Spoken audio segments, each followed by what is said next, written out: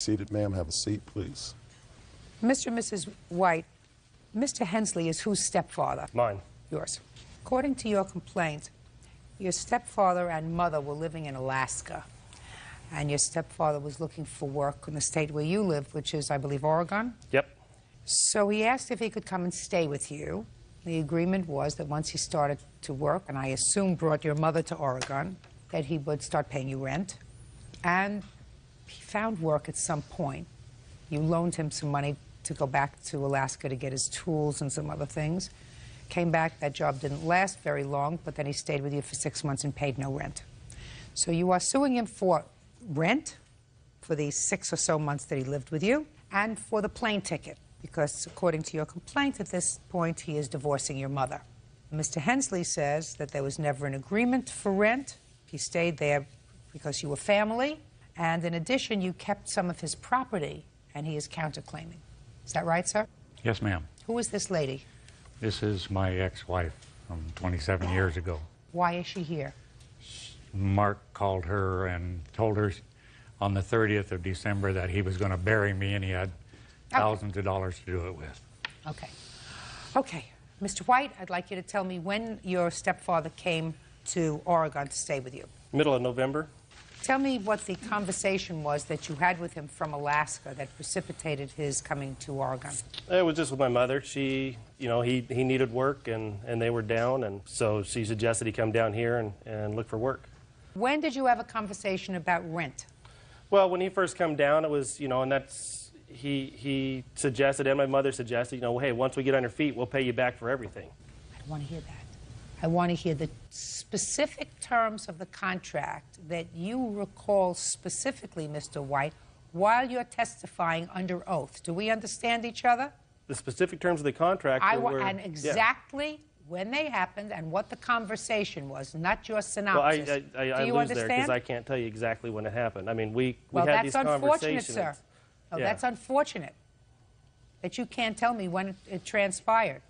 Because if one is seeking to enforce an oral contract, it's your obligation to be able to tell me when the contract was made, what the words were that made the contract. Do you understand? Mm-hmm. Yeah, well, when he first got down here, he made the point that, you know, hey, once we get going here, you know, we'll pay you back. We'll make this right. If we have to sell the house up there to do it, we'll do it. I mean, but, you know, we didn't sit down and have a 1 hour Well, you contract. tell me, Mr. White, when you allege that you had a conversation with Mr. Hensley regarding the specific amount of rent he was to pay. We didn't. It was he would just pay us back for everything we put out for him. So where did you get the amount of $200 a month? It's just taking a general amount of what it cost us to have him, and so we did it over a 5-month period, even though we paid for things for 14 months. Mr. White, I'm sorry. I can't enforce that kind of a verbal contract. So now I'll hear about the plane ticket. Well, we bought him 2 plane tickets. You know, his original ticket to come down, and then a ticket to go back up in December because he had to get all his tools to come down and work. What was the specific amount of the plane ticket that you sent him to come down? One was $745, and the other was $230. Now, the one $230 was the one-way ticket for him to come from Alaska to the original down. And how did you purchase that ticket? On a credit card? Credit card. Who asked you to purchase that ticket? He did. Is that right, sir? No, ma'am. Who asked you? His mother. And where were you? I was probably out in the shop working when all this took place. I had a shop next to the house in Alaska. Where did you think that the $230 came from to purchase that airline ticket? I had found out that he paid for it. When you came down to Oregon, did you say to Mr. White, I'm going to pay you back for it? No, ma'am. On September 11th, during the big bombing, Mark and Diane and their children were visiting us in Alaska, and they shut the airports down, and they couldn't fly out the next day, so they borrowed our Bronco and brought it down. And this ticket was purchased by them so I could come down and take the Bronco back to Alaska. Did you have his car? No, I took my mother's Bronco. Whether it was your mother's Bronco or his Bronco, you took their car down. I brought it down with the stipulation I was trying to sell it for her. Why didn't they sell it there? There's no market up in Alaska. It's dead up there. I couldn't even sell it down here. I mean, this is not a nice Bronco. It's a 1988 Well, why did Bronco. you drive it down? Because we had to get down. There was no other way to get down. You had to get down because of the September Yes. 11th crisis. Yeah, there's not a rental Okay. car to be found north of L.A. And what about the $745 to go back and get your tools, sir? I had been offered a job, and Mark offered to pay for the plane ticket. Well, to- how did he know about your need for the plane ticket unless you came to ask him, Mr. Hensley? This is not going to be all one-sided, sir. I want to explain that to you, No, ma'am.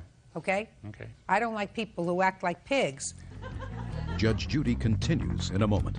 She was having a drinking problem that I'd been working with for years, and it just came to a head finally. You didn't find somebody else, did you? Yes, ma'am. Let's just be honest there. And later today, My sister assaulted me, and she left me in the streets of Oregon to defend for myself. But why are you wreaking havoc with your family? real cases, real people. Judge Judy. Mark and Diane White claim that Mark's stepdad, James Hensley, owes for a loan to move and for unpaid rent. James says the couple offered their financial help. Why should he make you that kind of a gift, Mr. Hensley? Because he's a nice person. And what about you? I also am. You're not if you say that this $745 was a gift that you had no intention of repaying once you started to work, sir. I had intentions of paying it back. Yeah. Perfect. Then you're Eventually. going to do just that, pay him back for that plane ticket, $745. Now, what property do you say he has of yours? An Ingersoll Rand Can I one-inch see, drive can ranch. I see, and please see the list that he's got here? my watch and ring. When did you decide that you were going to divorce Mr. White's mother? The first week in November of 2002. Why? She was having a drinking problem that I'd been working with for years, and it just came to a head finally. You didn't find somebody else, did you? Yes, ma'am. And let's just be honest there, okay? You have his tools. I don't have anything except for two W-2s, and this is the first we heard of this first time 3 days ago. Men's diamond and gold wedding ring. You have that? Why would we have his wedding ring? I have no idea. Why would he take it off if he I was have no still idea. married? I have no idea where he would leave it. Possibly I can explain that. I'd like to hear it. Shortly after his mother and I decided to get a divorce, she told me that she had taken my ring and watch out of my drawer beside the bed and put it in a box and put some stamps on it and sent it to Mark. Sue the post office. Yes, ma'am. Set of jumbo box and wrenches. Do you have that? We don't have anything else that I know of. If he thinks he has something there, he can come look. Okay, fine. I don't- Then he can come and look. Go- Wait, we can get a neutral third party to come look. I don't want this person in my house Well, again. then- My children have already been traumatized. Well, This then is a let's- man they called Graham. Listen to me. Listen to me. I Take your don't children want out for an hour. Have a police officer come with him so Oh, we can that'd look be for his fine. tool. Yeah, Take your just- children out just as long as there's notice.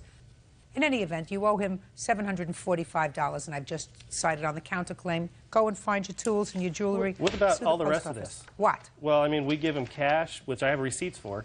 Listen to me, Mr. White and Mrs. White.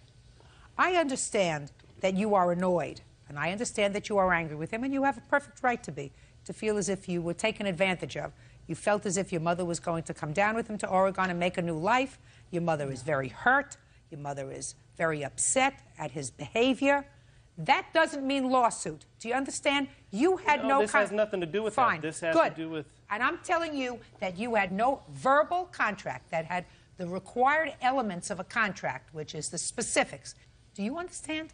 What about the cell phone he It's a took from circus. us? It's a What was your arrangement? He took a He had cell lawsuits planned. I said that I would let him use my phone, and he said he would pay us back. Did you say that you would pay him back if he No, used the ma'am. cell phone? You're No, such ma'am. a leech.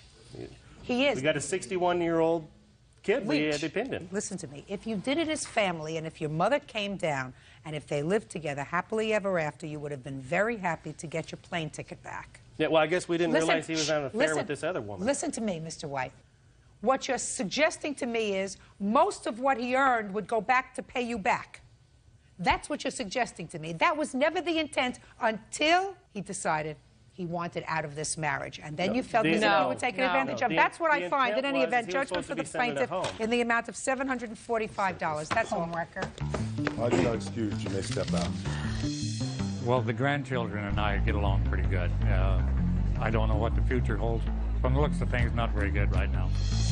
And now the next case. All parties in the matter of Morrow versus Morrow. Step forward, please. 18-year-old high school student Stephanie Morrow is suing her sister, hairstylist Wendy Morrow, for the return of child support received on her behalf. Stephanie claims Wendy continued to receive money after she had moved from her home. Ms. Morrow, the defendant is your sister. Correct. And it is your claim that for a period of time, recently, when you were still under 18, you lived with her.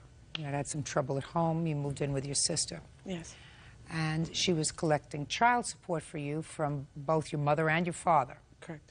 And then you had a disagreement with your sister. You left, and it is your claim that she collected child support even during the time that she was not taking care of you. You want that money back. Correct. Your sister says that that is not true, that she collected only 2 checks when you weren't there, and those checks were retroactive checks for money that had been owed to her for the time that you were, in fact, living there. Yes, ma'am. During what period of time did you live with your sister? I lived with my sister from August of 2000 until July 14th of 2002. Is that right? No. When did she live with you? August 99 8/99 until September 1st, or what's that weekend? Labor Day weekend? Yeah, the Labor Day weekend. That weekend. Your Honor, I have here the initial shelter order from when I was placed in the care of my sister, and it states here that the initial shelter order was placed on August 31st of 2000. Had you lived there before? No. I might be wrong. There you go. Okay. What about through Labor Day weekend? Your Honor, on July 14th, 2002, my sister assaulted me in a car, and she left me in the streets of Staten, Oregon, to defend for myself. And from July until the end of August, I lived on the streets on my own. August of 2000 to July of 2002. And what were the support arrangements, Miss Morrow? Well, my dad is to pay, her mother's to pay $200 a month. That was between her mother and I. And our dad was to pay $335 a month, and that was through the state, Oregon State. Okay. The support money that you were receiving from her mother, I assume, was terminated, stopped coming. I didn't receive a check the month that she was not with me, no. Fine. That's not what you're talking about. You're talking about the check from your father? Mm-hmm. I'm talking about the check from my father. Okay. How many months do you allege your father sent checks to your sister when you weren't there? 9 months, Your Honor. Which 9 months? July, August, September, October, November, and December of 2002, January, February, March until March of 2003. Okay. I'll hear you. Okay. I have paperwork here stating how many checks that I've received since I've had my sister. And I have a total of 13 checks, I believe. Make that 15 checks that have been received in the total amount of time that I have had my sister. Let me see the paperwork that you have. Let's see if I can deal with this relatively quickly, because I think I know what happened.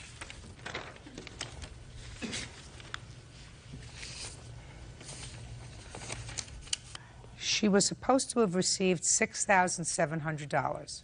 Yes. She received less than that. Yes. $3,787.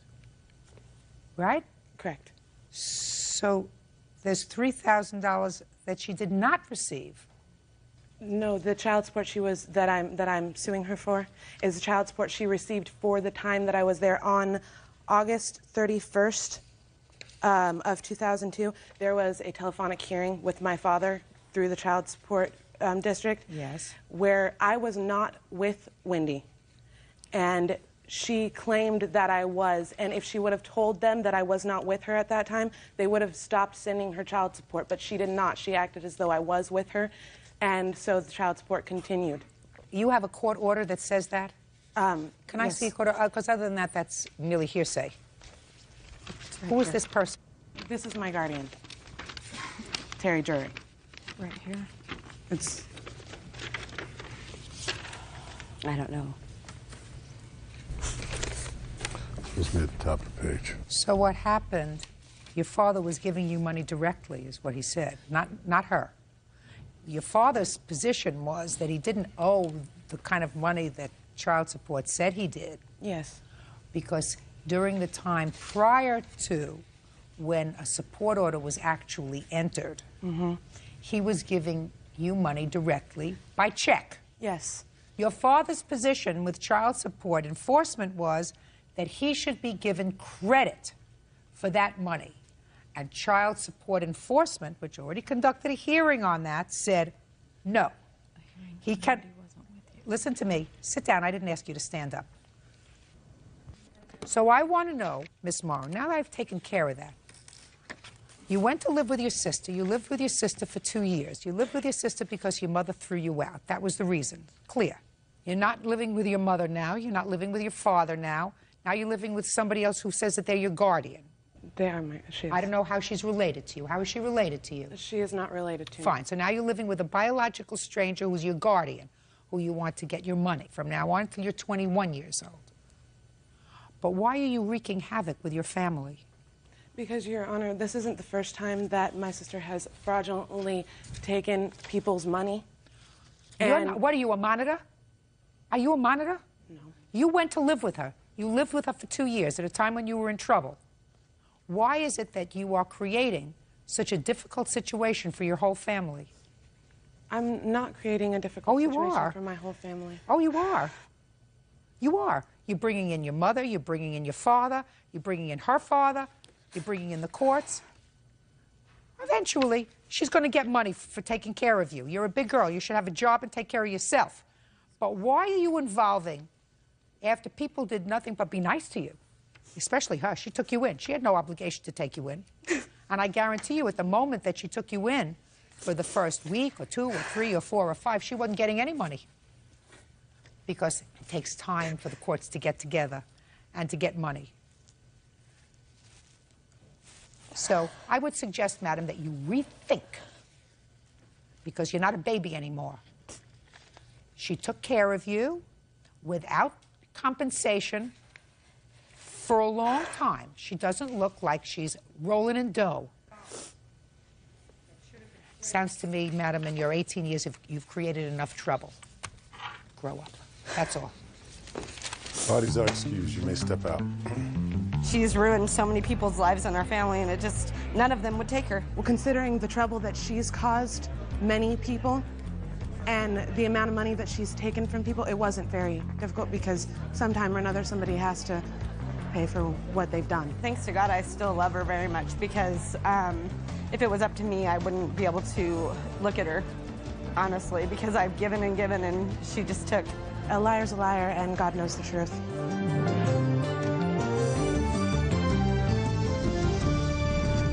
Morning, Judge. You may be seated, folks. Have seats. Mr. Cameraman, it is your claim that the defendants, both father and son, had you falsely arrested. You want to be reimbursed for that false arrest, bail money, attorney's fees, pain and suffering, aggravation, et cetera, et cetera. Yes, Your Honor. Mr. Beck and Master Beck say that they absolutely were within their rights to have you arrested because you did, in fact, put your hands on one of them and threaten the other. So that's what this case is about. How do you know each other? I didn't know them prior to this. The way that we came in contact with each other is I was driving my car and going to my house to pick up some tools to do some work on some of my rental properties. And Master Beck was parked blocking the right-of-way. How was he blocking the right-of-way? He was parked in an alleyway. We live in Newport Beach, which is a very small beach community that has an alleyway to get to the homes. Okay, so you have to drive through a common alleyway in order to get to all of the homes. That's true. Okay. What were you doing there, Stephen? I was loading my surfboards on top. My car was still on, so I wasn't fully parked. But well, the car was stopped, wasn't it? Yeah, I was out standing on my tire. Oh. When I want a whole story, I'll ask you. Okay. Other than that, if you can answer me just the questions, 1 or 2 words will be enough. So the car was, in fact, stopped because you were loading something onto the car. Yes. So what happened? First of all, I didn't observe any surfboards. I had motioned to him to move. Move and pull out of the driveway. Yeah, just to get out of the way so I could get to where I was going. In order to pull out of the way, he had to go through the alleyway someplace else. Yes, just pull in front of actually the home that he was in front of at the alleyway. He could have pulled into the street, and there was an area to park that he could have been fine there, or pull back where he wanted to. This is common. Just a second. Okay, sorry. So you could have loaded your surfboards by pulling into where your house was. Yes. Okay. So he didn't move. That's correct. And what did you do? I motioned to him to move. He acknowledged I was there and then walked around like, tough luck, I'm going to do as I please. So I thought, okay, I'll get out of the car and approach him. Maybe he'll realize that he needs to move. I'm bigger than he is. Yeah, a little bit. So I went up to him. I thought that would do it. That didn't do it. And so I said things like, do you need help to put the key in the ignition so you can turn the car on and move the car? And then his girlfriend started screaming at me. You're the girlfriend? What was she saying?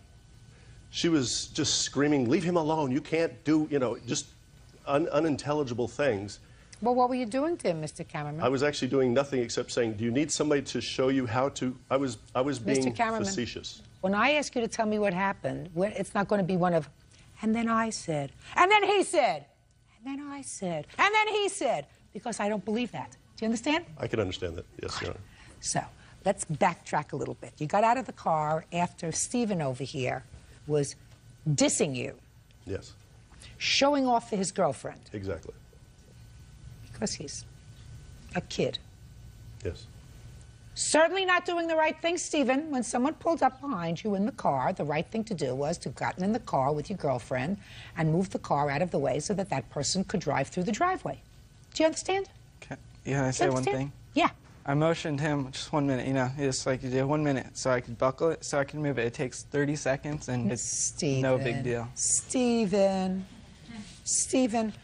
this whole thing didn't start because of 30 seconds, Stephen. If you live until you're 100, you're not going to be as smart as I am. It's just the way that God crafted you. There's a certain common sense to life. I understand it. I can't do certain things, but there's a certain common sense that I have. I'm not saying that he did the right thing, Mr. Cameron, because he's still going to give me, and then I said, and then he said. But I'm telling you that you did the wrong thing. Now, Mr. Cameraman, let's get back to and then I said. Go ahead. I was yelling at him and trying to get him to move the car, and I was actually shocked to even know that anybody else was in the car, and then I heard her screaming, leave him alone, and then I realized since she was escalating everything, I decided I'm going to leave this alone and go back to my car. I went back to my car, turned the engine off, locked it, and proceeded to my house. As I got halfway across the street, Mr. Stephen Beck then decided to get into his vehicle and then move his vehicle to the spot that I said that he could move to that would work. So I realized he had done that. Then I went immediately back to my car and moved my car and put it in a legal parking spot near my house. At that point, I figured everything was over. I was loading things into my car. I made comments. They made comments about things. I yelled and said... You mean that you were yelling at each other? We were yelling at each other. Across the street, the girlfriend started saying, come on, hit us. We can have you thrown in jail. Come on, hit us. My mom's a lawyer. I can have you thrown in jail. And I said, well, yeah, I know that. I'm not going to touch anybody. No, ma'am. Okay, go ahead. Okay, so that was a lie as well. I went back into my house, came back out, and they had called the police. And Stephen had made up a wild story that I had choked him and smashed him against the car. Okay. So, and that's why you were arrested. You have a copy of the complaint? Yes. May I see it, please? Yes. Oh, Bird, there. You know that pesky fly that comes in here every once in a while? It's back. Will you sit down, Tony, for a second? Come up here. What's your name? My name? Michelle Sabaris. Michelle. Okay, Michelle. What did you see? I saw this gentleman, or Stephen was putting his surfboards on top. He was standing on his tire, buckling his boards. Brett came around through the alley, drove in, parked right behind, and honked his horn. And Stephen gestured him 1 second, and then right away, I see him because I'm looking back out of the back. I'm in the passenger seat. He starts getting furious in his car. As what I saw a gesture of the finger. Then he gets out of the car immediately, comes right up to Stephen, and their size is different, and I see he comes up to him viciously and goes like this. Doesn't hit him. Doesn't hit him, not right then. Next thing I know, I see Stephen against the back, the side of the door, the back door, and Brett had his hands on his neck. And then he opened the door, tried pushing him in the car, was trying to get him so he could move his car. And then from there on... And you're sitting in the passenger seat all this time? Yes, and I'm in the passenger seat, and when I see him put his hands on his neck, that's when I start yelling, yes. And I got scared, and he wasn't a minor, but what I yelled, because I thought he was going to beat him up, I yelled, "Get your hands off him, he's a minor." You mean if he was older, it would have been okay? Well, no, but their size is considerable, and you know... He's always going to be that size, right? Right. Probably. Judge Judy continues in a moment. I don't believe you, because that's my job, because I've been doing this job for a very long time, because you're his mother, and I don't believe you. Do you understand? No. Well, I'm sorry, I explained it as best as I can. Mull it over for a while, maybe you'll get it. Real cases, real people. Judge Judy. Brett Kammerman says he was falsely arrested when Stephen Beck accused him of assault. Stephen says that during an argument, Brett choked him. Anybody else witness this? Who are you?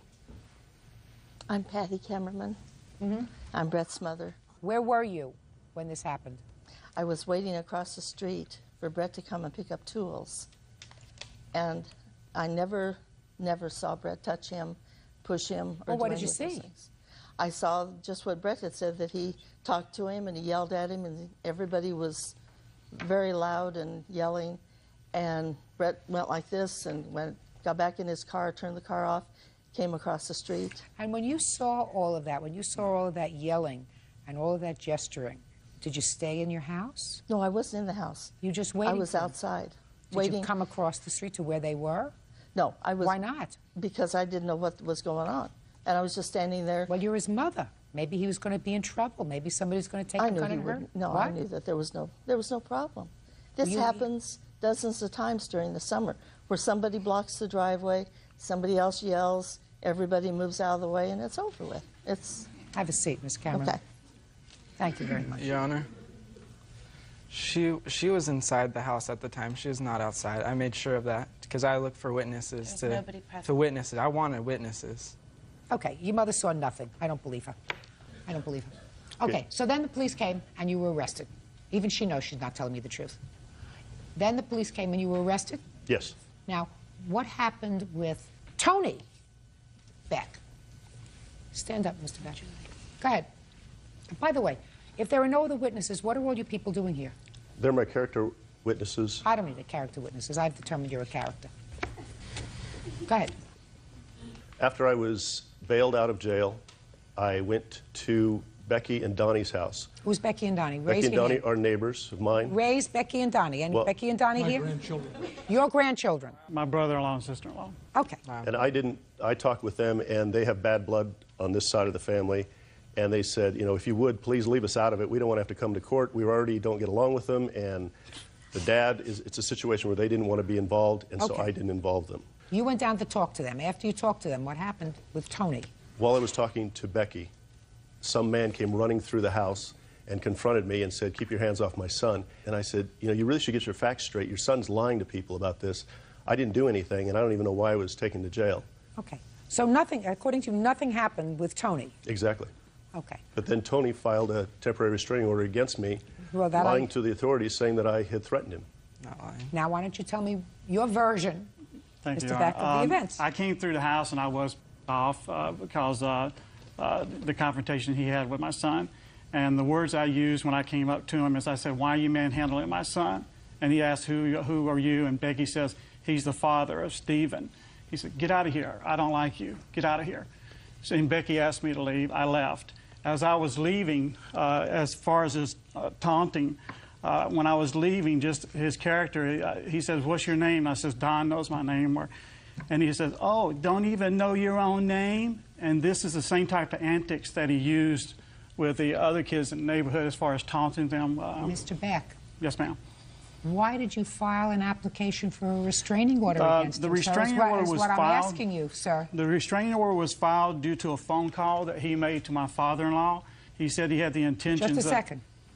Did you make a phone call to his father-in-law? His father-in-law and I were very good friends. We both are real estate investors. We'd been friends for a long time. I wanted to call him and let him know that whatever stories are going around weren't. Just a second. Do you have an affidavit from your relative? Yes, ma'am. This is the report that my relative went down to the police I'd like office. to see what the affidavit says from your relative, because that formed the basis of your application for a protective order. Well, I'd like to see it.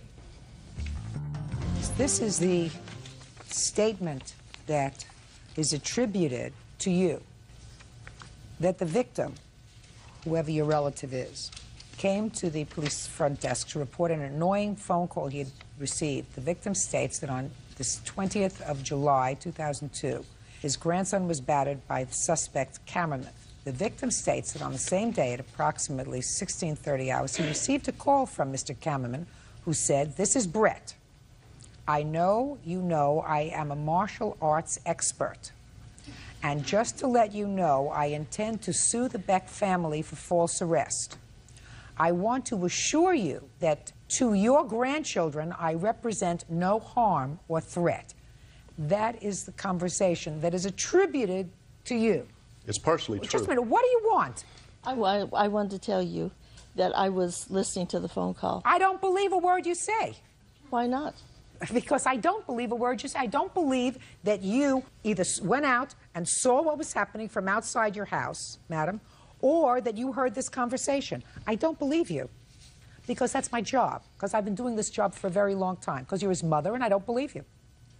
I don't believe that he is telling me exactly what happened with this young man. I believe that this gentleman so far had no cause to file for a restraining order against him. No cause. He had no cause. Well, that's clear. But I don't believe your version of the events with Stephen. And therefore, I don't believe you saw what you say you saw. Do you understand? No. Well, I'm sorry. I explained it as best as I can. Mull it over for a while. Maybe you'll get it. My question to you, Mr. Cameraman, is what happened during this case when it was in court? The situation that occurred is I was starting a new corporation. Don't give me your whole story, Mr. Cameraman. I don't want to hear a whole story about you didn't want this whole thing to drag on. That's the story. That's what I was going to tell you. If that's not something... Listen, how come I read your mind? Well, it was a donation that I made to... I'm sorry, go ahead. No, I've been here a long time, sir. I've been doing this job for a long time. What happened with the case, Mr. Cameraman? I was told it takes a while for this to go, that there are going to be 4 or 5 pretrial hearings. And? And I told my attorney that I was tired of this, that it didn't happen, that they are lying, and it's not fair that I have to deal with this for so long. Can you get it taken care of quickly, more quickly? Mm-hmm. And so and they your said... attorney said to you, I can take care of it more quickly. This is what you're going to have to do. If you make a donation to the Emergency Victims Fund, then they will let it go, because we have to give something to the DA so he feels like he won. And so at that time, I listened to the attorney and made the donation. That was a mistake, It sir. was a mistake. Because and at the time, I asked him... Because a $1,000 donation, whatever it is, whether it's in the form of restitution, whether it's in the form of... Listen, I'm not going to be able to successfully meet these charges, and I just want the whole thing over, whether it's in the form of, I'm too busy to continue with this, someone who feels as if they have been wrongly arrested, forced to post bail, handcuffed, et cetera, does not make a donation of $1,000 to make the charges go away, which is what you did. So you have no case. Well, I agree with you on that. You have no case. It was a mistake. It was a mistake. So what do you want me to do? You made a mistake. Okay, well, at the time, I had never been in a criminal situation. I listened to the criminal attorney. I will call him. What do you want? What do you want me to do, Mr. Cameraman? I'm telling you what the situation is, and what I'm asking you to do is that You're an intelligent man, Mr. Cameraman. Thank you. You are an intelligent man. An intelligent man knows that when you pay money into the criminal justice system, it is almost a signal, at least it is some indication that you feel as if you are in some way wrong. That's the way it's interpreted, Mr. I can understand Cameraman. your interpretation. That's the way it's interpreted, However, sir. that's not the case. And well, that's why I brought character witnesses. I'm not interested in your character witnesses, sir. And I don't believe your mother. I believe that you overreacted to this young man, and I do believe that you put your hands on him. I don't believe that you hit him. You believe that I put my hands on him? Yes. I don't believe that you hit him. I don't believe that you hurt him.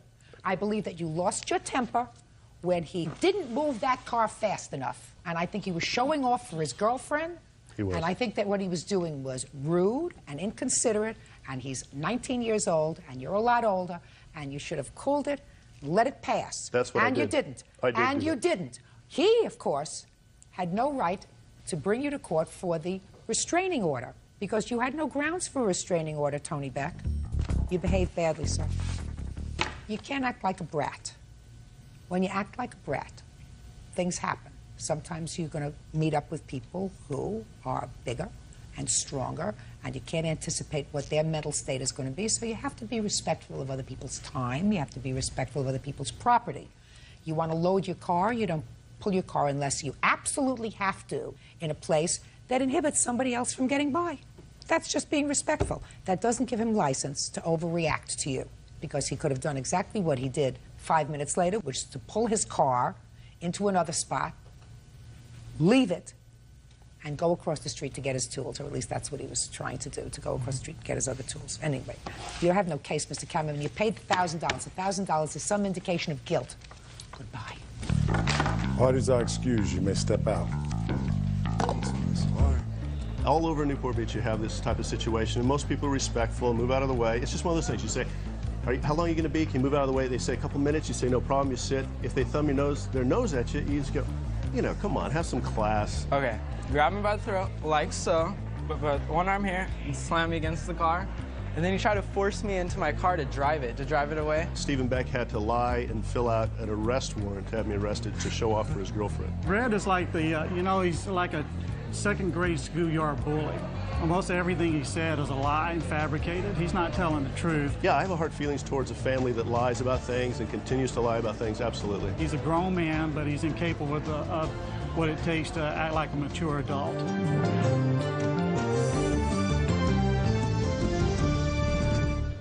Parties have been sworn in, Judge. You may be seated.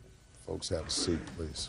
Miss Wessel, according to your complaint, your son, I assume this adorable little boy here, was injured while he was in the care of Miss Smith, who was doing you a favor and babysitting for you.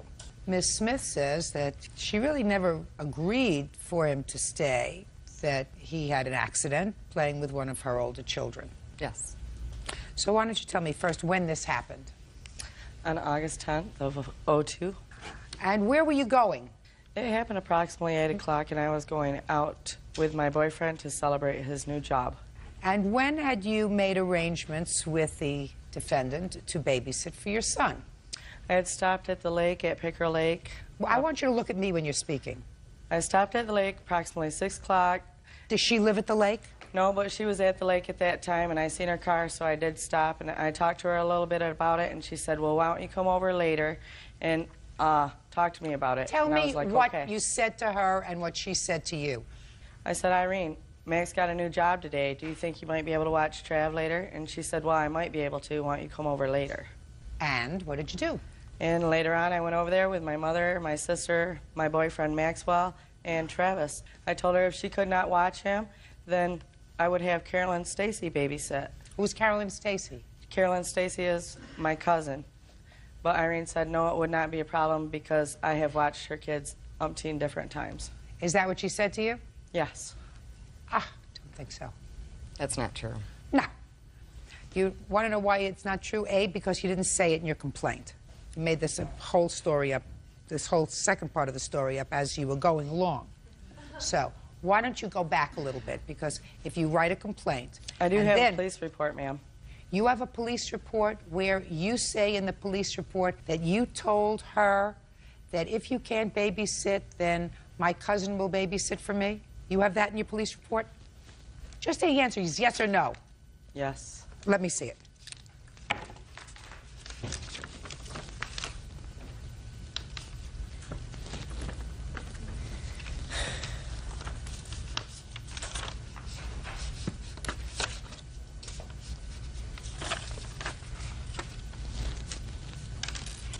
No, no, no.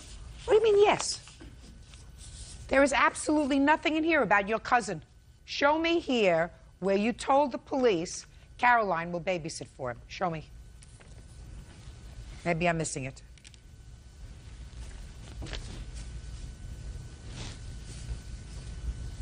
Okay, so it's not in there. So I missed a detail. Can I have it back, please, Bert? Thank you.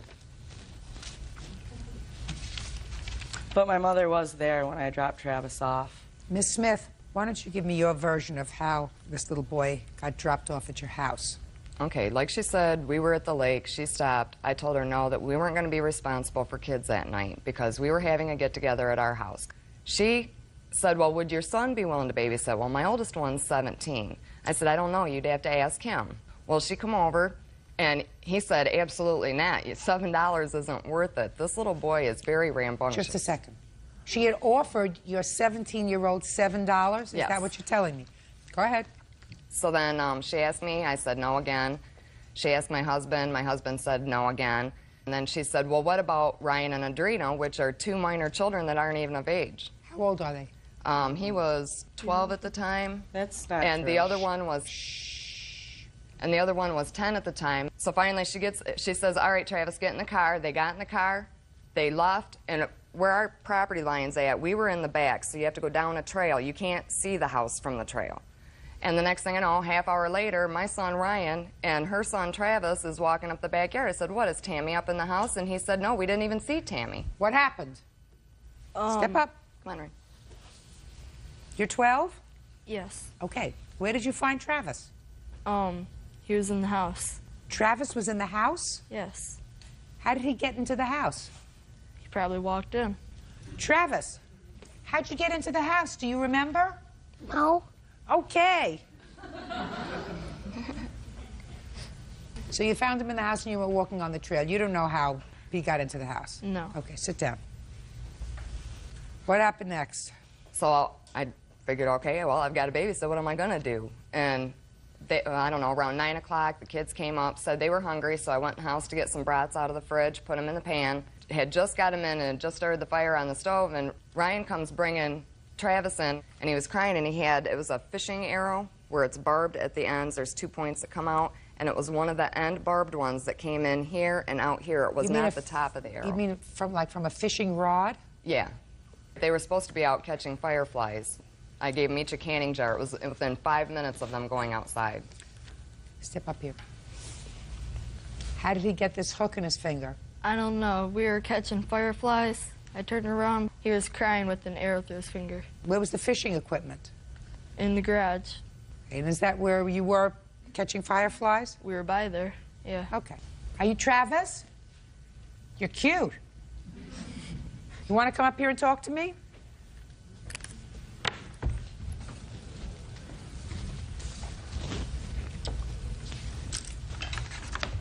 What?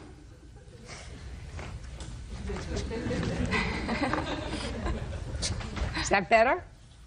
How old are you, Travis? 6. 6? Are you smart? Yeah. Do you sometimes get into trouble? Yeah. Do you remember when you got the fishing hook caught in your finger? Yeah. Did it hurt? Yeah. Look at me. You know who I am, right? What's my name? Judge Judy. Right.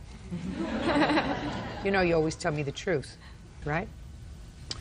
How did you get that fishing hook in your finger? Ryan put it in my finger. Ryan put it in your finger? How did he do that? He throwed it, and it went through my finger. He threw it. Just one hook, and he threw it at you? Is that what happened? He must have very good aim.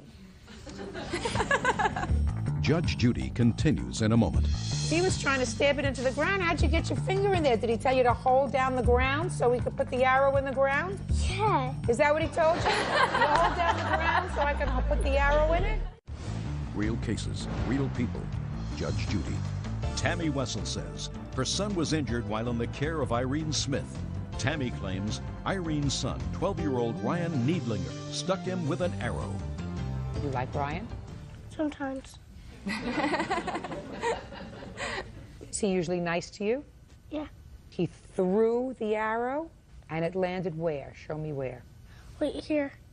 Did he take you back to his mom's? Yeah. Did she ask you what happened? Yeah. What did you tell her? Ryan threw an arrow in my finger. Is that what he told you? No. Yeah. Look at me. He said he was trying to stab it into the ground. Was he trying to stab it into the ground? Yeah. So he was trying to throw it into the ground, and it accidentally went into your finger. Is that what happened? Yeah. So it was an accident. Is that right? Yeah. He didn't mean to hurt you. No. No. Of course not. Well, that's what I didn't understand, because you first said he stabbed me in the finger with an arrow, and I said, oh, that's terrible that Ryan would do such a terrible thing, but it was just an accident. He was stabbing it into the ground. And how did your finger get underneath there? I don't know. If he was trying to stab it into the ground, how'd you get your finger in there? Did he tell you to hold down the ground so he could put the arrow in the ground?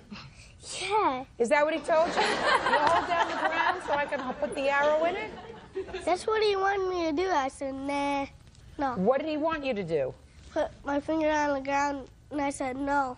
Is that right? Cute. Bird, find him his chair. He's really very cute and quite imaginative. How you doing, man?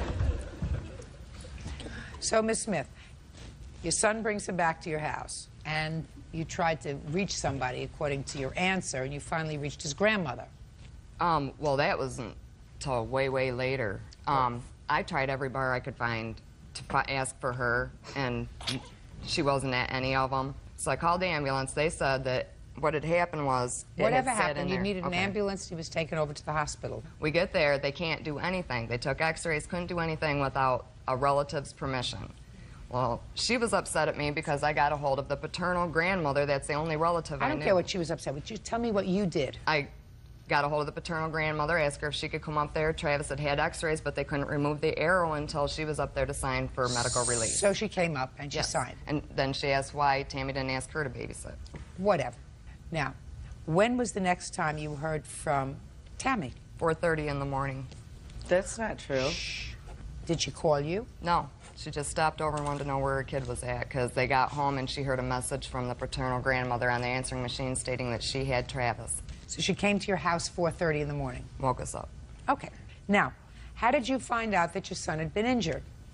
I had called my voicemail and checked my voicemail at midnight. What time? At 12 o'clock? Yep. What time did you arrive at his grandmother's house? At the time I got the call? No, just answer my question. I didn't go to Grandma's house. Well, then let me finish the question, then you can answer. What time did you arrive at the grandmother's house? You got the call 12 o'clock. And your answer was you did not go to the grandmother's house. I called Grandma, and I asked her what was going on, and she said Travis is just fine, and therefore you don't need to come and get him.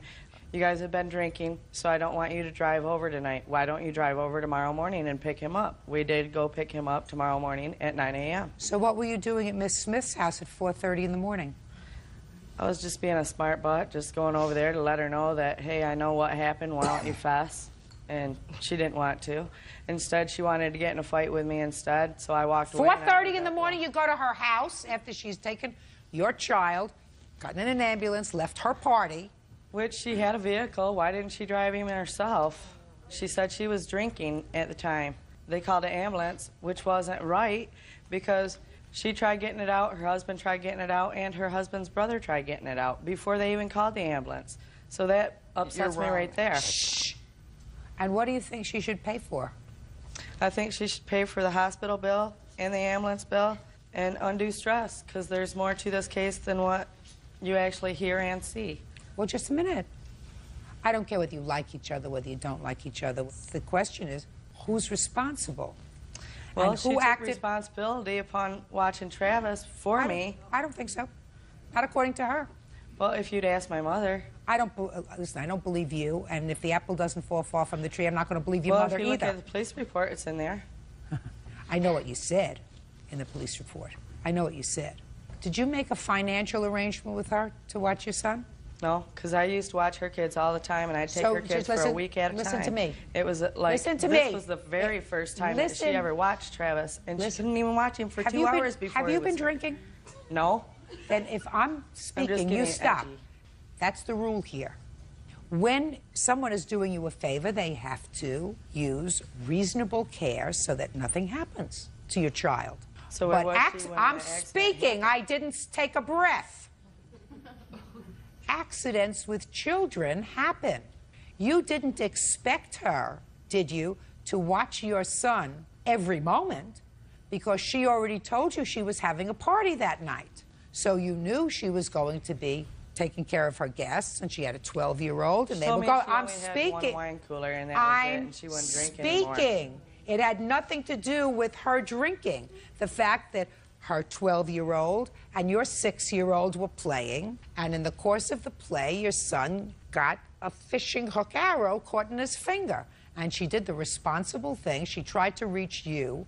If you had done the responsible thing, I'm speaking. I'm speaking. I'm speaking. There is no question that she would have preferred to call you and have you take care of the problem than call a grandmother. She knew I had voicemail, and she knew that I would check my voicemail. You checked it at midnight. Real cases, real people. Judge Judy. Tammy Wessel says her son was injured while in the care of Irene Smith. Tammy claims Irene's son, 12-year-old Ryan Needlinger, stuck him with an arrow. If you don't have insurance to cover it, that's your problem. That's your problem. You acted irresponsibly. She acted responsibly. There was an accident. She took care of it. She tried to contact you. She couldn't contact you. You were so drunk, you couldn't even go to pick him up at 12 o'clock when you called. But at 4:30 in the morning, you went to her house just to... That was what after did you I say? went home. What did you say? That was after I went home, and I had been talking to my old man about it, and we were getting really upset. And we figured, well, let's go over there and see what she's got to say for herself. Would you do me a I went favor, over there, Bert? and then she Would you started do me getting a favor? mad. Sure. I've had more than enough of her. Okay. This case is dismissed. Parties are excused. You may step out. She put a PPO on me. I went to jail for 4 hours. Harassing me, giving me hang-up calls at work. She turned me into Child Protective Services. Did an illegal entry into my home. Irene always told me that I was welcome in her house anytime. And now the next case. All parties in the matter of Anderson versus Elfering. Step forward, please. Wireless salesperson Nicole Anderson is suing her ex-fiancé, cement contractor Shane Elfring, for the return of her belongings, including her daughter's cat. Shane is countersuing for storage fees. Miss Anderson, according to what I read, you and the defendant were on again, off again for a few years. Correct. You ultimately separated. It is your claim that he has your furniture that he won't return, some of your possessions, as well as your daughter's cat. Yes. Mr. Elfering? Yes, ma'am. Says that he got sick and tired of looking at your stuff after 4 months. He put it in a storage unit, and as soon as you pay for the storage unit, you can have your stuff back. As far as the cat's concerned, he's had the cat now for 8 months, and the cat's his. Thank you, Your Honor. Well, that's what your position. I haven't... This is my I'm position. just stating your position, Mr. Elfring. So, just tell me, Miss Anderson, when did you and the defendant separate? We separated in February of this year, 2003. Fine. And when did you put her stuff in storage? June 16th or 17th. And how much have you paid so far in storage? $129.95 a month. So once she pays the $260, she can have her stuff. Well, Your Honor, she lived with me for free for like 4 months before that, and so what? You know, she would So never what? pay a dime. But you know, I'll let it walk. I'll let it go. I don't care. I'm trying to get my things. Just a second. He's being a real mensch. Got mensch? Mensch, yeah. Real nice person, a real nice guy. $260 you pay for the storage. You want your stuff back? That's what it's going to cost you. But I've tried to get it 3 separate occasions. I called him. The first time he told me that he didn't have time to do this. The second time I went over there, I had 3 people helping me. He said he didn't want my goons in his house. He said, well, maybe this want guy... your stuff back? I do, and I've tried 3 times to get it back. That's fine. It's in storage. $260 is what it's But going why to should cost. I have to pay to get when I've already tried to do it before he put it in storage? How long were you in alcohol rehab? I was there for 1 month. I've been trying to get my stuff before I went in there. Listen to me. $260 is what it's going to cost you. Now let's get to the cat. Yes. I like to keep the cat because she abandoned the cat along with her things. Where's your daughter? With me. How old is she? 8 years old. And when you left, why didn't you take the cat? When I left, I didn't take the cat because the girlfriend that I was staying with had an animal as well, and they didn't get along. How long did you stay with that girlfriend? 3 months. And then I went to Hazelden, a treatment facility. Now, when did you get the cat? I got the cat in July of 2002. My daughter was given the cat. Buy her a new one. I'm sorry? Buy her a new one. Animals develop certain attachments. And just because now you find it convenient to take this cat back doesn't mean you're going to get it back. I find that you abandoned it when you left and went to your girlfriend's apartment, a place where you were unable to take that cat. Choose someplace else to stay. But since you couldn't take the cat and you abandoned it with him, you don't turn around 6 months or 8 months later and say, I want my daughter's cat back. Buy your daughter a new kitten.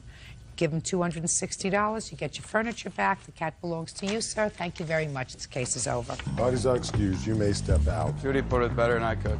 I think it's ridiculous. I've been trying to get this stuff for months, She made some half-hearted attempts to come and get it. and he finally decides to put it in storage, so now I have to pay him to get it. She made appointments with me that she never showed up for. You know, I can only take so much.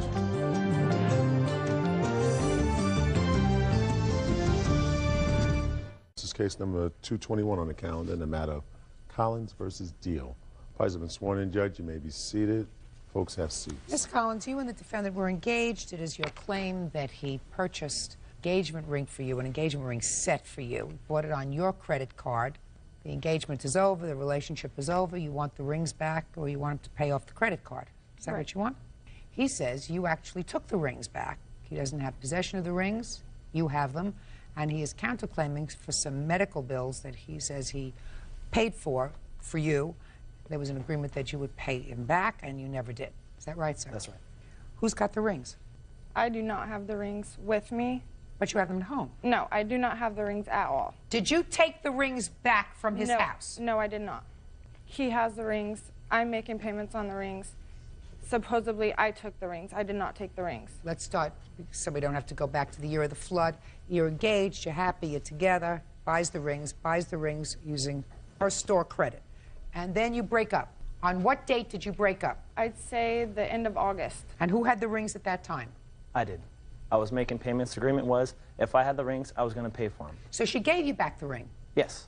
right? Right. Now tell me about how the rings came from your possession to her possession. Okay, first of all, she was wearing some of the rings that she took from my house. July 15th through the 17th, she had a fight with her boyfriend. She thought they were breaking up or something like that. So she came over after work, and we started talking. One thing led to another, we had sex. I went to the kitchen to get some water. She ran down the hall, locked herself in my room. She knew exactly where the rings were. When I went there, the door was locked. I had to go in the other room, get my spare key to get it out. Those rings right there were in the room. Same thing. I said, you know, I'm not going to pay for them if you have them. That's, you know, why pay for something you don't have? That's my whole thing. She said, fine. She thought because we had sex that everything was going to be okay. She was going to like, oh, next month he's going to pay because we had sex. And I'm tired of getting used by her. That's all she does. She just uses people. There's no way I could have gone to his room. He locks his room with a key. My mother can vouch for that because she came over one day where his room was locked. His room was always locked. Always. There's no way I could have stormed down his hallway and went in his room. When I am home, I don't lock my house. I don't lock my room. When I'm away, I lock my room. That's plain and simple. I have roommates. Everyone goes in and out. You broke up when? The 4th. April? Yeah, April. April. And so you made payments in May? Yeah, I was making payments all the way Made through. payments in June? And made payments in July? That is correct. And in July 15th to 17th, I gather there's no issue that you were at his house. I was not at his house, and I did not sleep with him. I have not been at his house for probably close to 4 months. Do you have any witnesses? Yes, I have my mother. She can testify about the rings with the conversation she had with him. Oh, let me hear what you have to say about the rings. What's your last name, Collins? Jared. Tell me the conversation you had with the defendant about the rings. After they had broke up and after they're purchasing the rings, Melissa would talk to Chuck every month to make sure that he was going to make the payment because it was her credit. And he said yes. Well, in June, they weren't getting along very well, and she had told Chuck that she would like to have her rings back because she's tired of dealing with him every month and having to call to see if he's going to make the payments because it's her responsibility. And she said, if you don't give me my rings back, I'm just going to go to court because it's my account and I'm responsible for the loan. Chuck called me on my cell phone in June on my way to work, left me a message, a very lengthy message that Melissa called him, said that she wanted her rings back. He didn't understand why I'm making the payments. She said she's threatened to take me to court. I don't understand why I'm making the payments. And then that was when the next day she had called me and said that Chuck had called her and said yes, but he, of course, at that point said that she had stole the rings. But then he made the payments in July and August. So what you're saying is they broke up in April, but sometime in June, she said, I want the rings back. Right.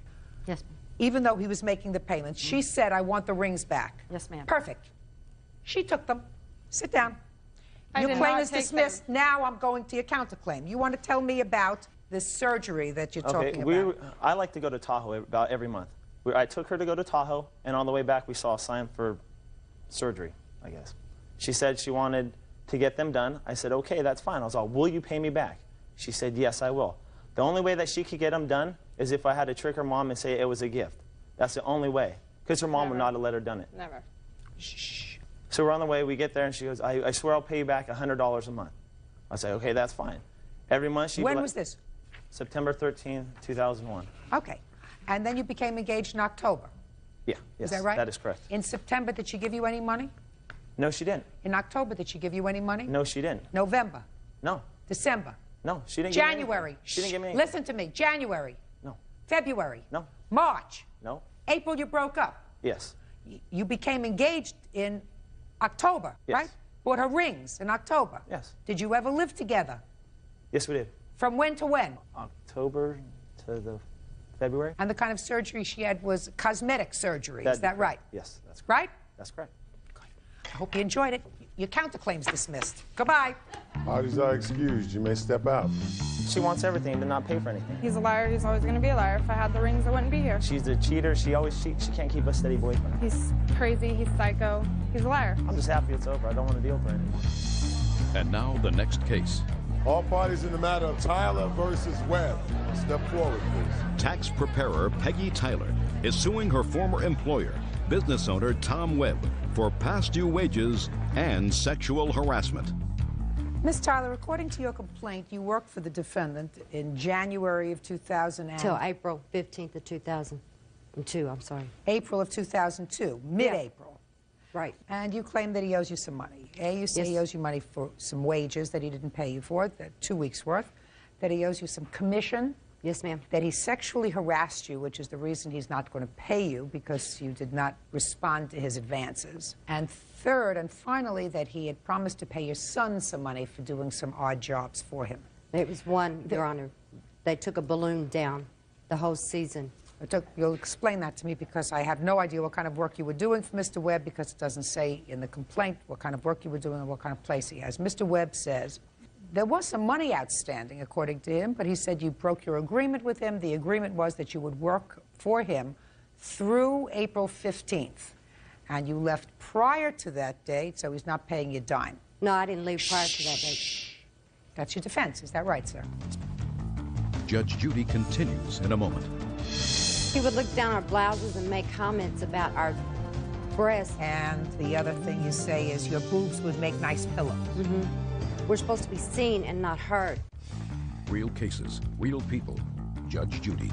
Peggy Taylor says former employer Tom Webb sexually harassed her when he called her a hot biker mama. Peggy says when she rebuffed his advances, he refused to pay her. What kind of business do you have, Mr. Webb? Tax preparation and filing, Your Honor. Ms. Tyler, when did you start to work for the defendant? I actually started to work for him December the 23rd. In what capacity? I was a tax preparer, Your Honor. And what was the salary that you were supposed to receive? $7.50 an hour. Is that correct so far? Yes, ma'am.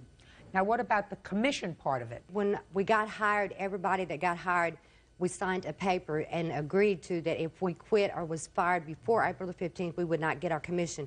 Which, well, I don't understand what the commission was. Is that a bonus? The commission, yes, ma'am, it's like a bonus. It's on every tax return that I did. I get so much commission on that. Let me see the contract that you signed. It's not a contract, Your Honor. This is the people that I did from January, all of us in the... Can I see the contract that you signed?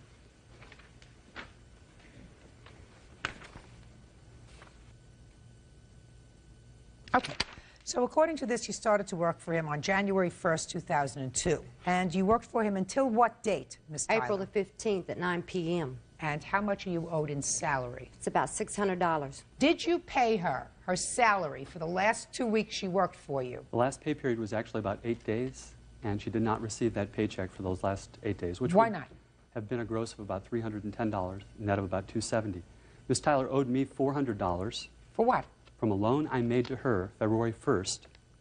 I'm not in the habit of loaning money to my employees, but she had a distinct need, a child who was very ill, who needed medicine, and if she didn't have that medicine, the child would either get very ill. Did you borrow money from him? Yes, I did. How much? It was $400. Did you pay him back? No, I did not.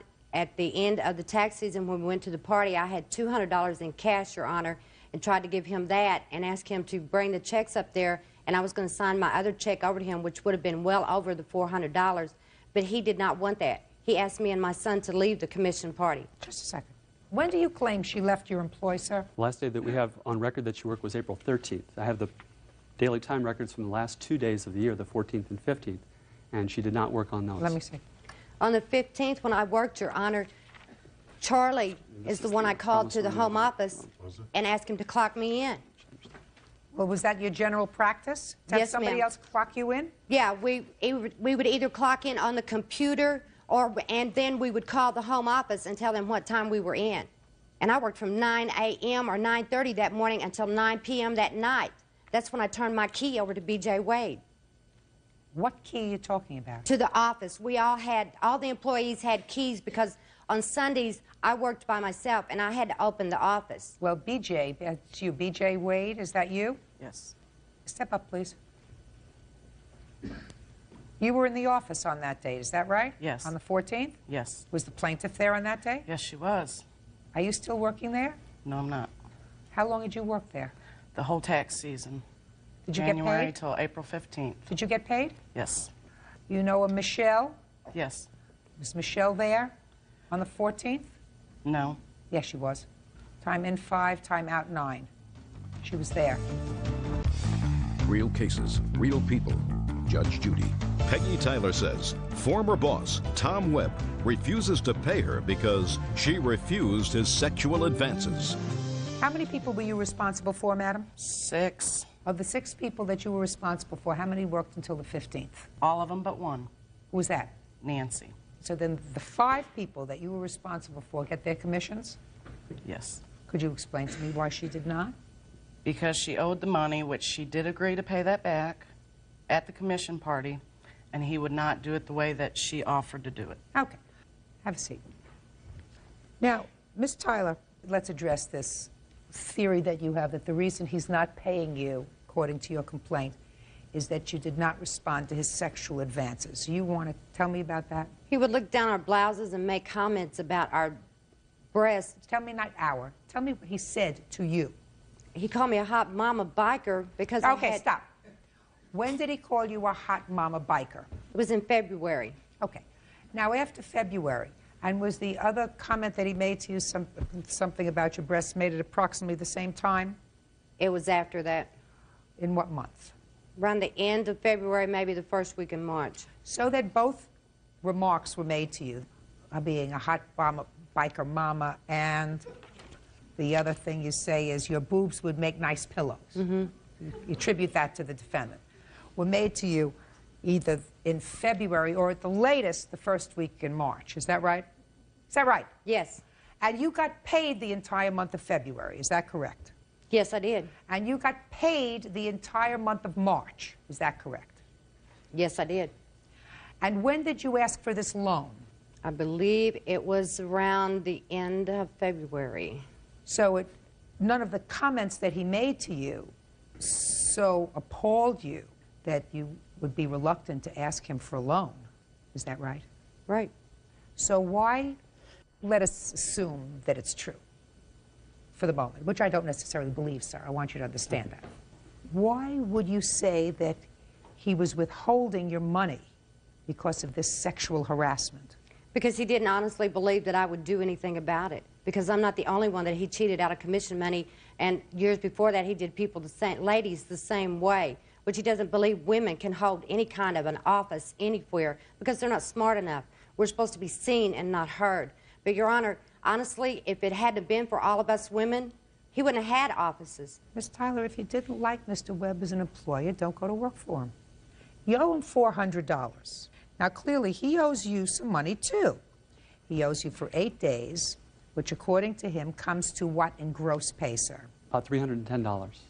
Mr. Webb, I want you to figure out, sir, how much she earned in commissions. I assume that you've done that already. Yes, ma'am. And what would that amount be? She did 133 tax returns, net to the company of about $14,000, which would have been $700 gross. as a commission. So altogether, we're talking about $1,010. Is that right? Yes, ma'am. From which we deduct $400. Now, it's really too bad that it ended this way. You being a nice person to make some loans. I think Ms. Tyler's accusations of sexual harassment are off the wall. If, in fact, you did say something stupid like that, I'll just chalk it up to stupidity. First of all, your sexual harassment is dismissed because you're suing him for $2,500. I want you to get that figure right out of your mind. Now, tell me about the deal with your sons. They were to take the balloon down. BJ's husband put it up. They took it down. How often did they take down this balloon? Every night. It was 7 nights a week. Really? Yes. And what was the agreement with regard to taking down the balloon? He was going to pay them $100 each. Do you have any agreement with the boys, sir? I didn't know the boys existed until this was filed. Really? Correct. Okay. Who do you claim he made the agreement with? He made the agreement with my older son. He talked to him. Come, step up. Tell me your name. Jesse Tyler. Tell me when you first met Mr. Webb. I never met him before. I talked to him on the phone. Tell me about how it came to pass that you spoke to Mr. Webb on the phone. My mom told me that he wanted somebody to take the balloon down, and she told him that we could do it. Tell me what you had to do. It was out in front of the building, and we had to unplug it and let the air out of it and put it in the case and bring it in the building. Mr. Webb, who did you think took the balloon down? I was paying B.J. Wade and her husband, who took her to work and picked her up in the evening to do that. Really? Mm-hmm. Miss Wade, stand up. Yes. Were you supposed to put the balloon out and take it up? You were the office manager. My husband put it up every morning at 9 o'clock. Were you o'clock. supposed to take it down? No. How much was he paid? It was like $8 extra on my check a week to take it down.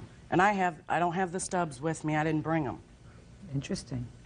How did you know that it was this gentleman that you spoke to on the phone?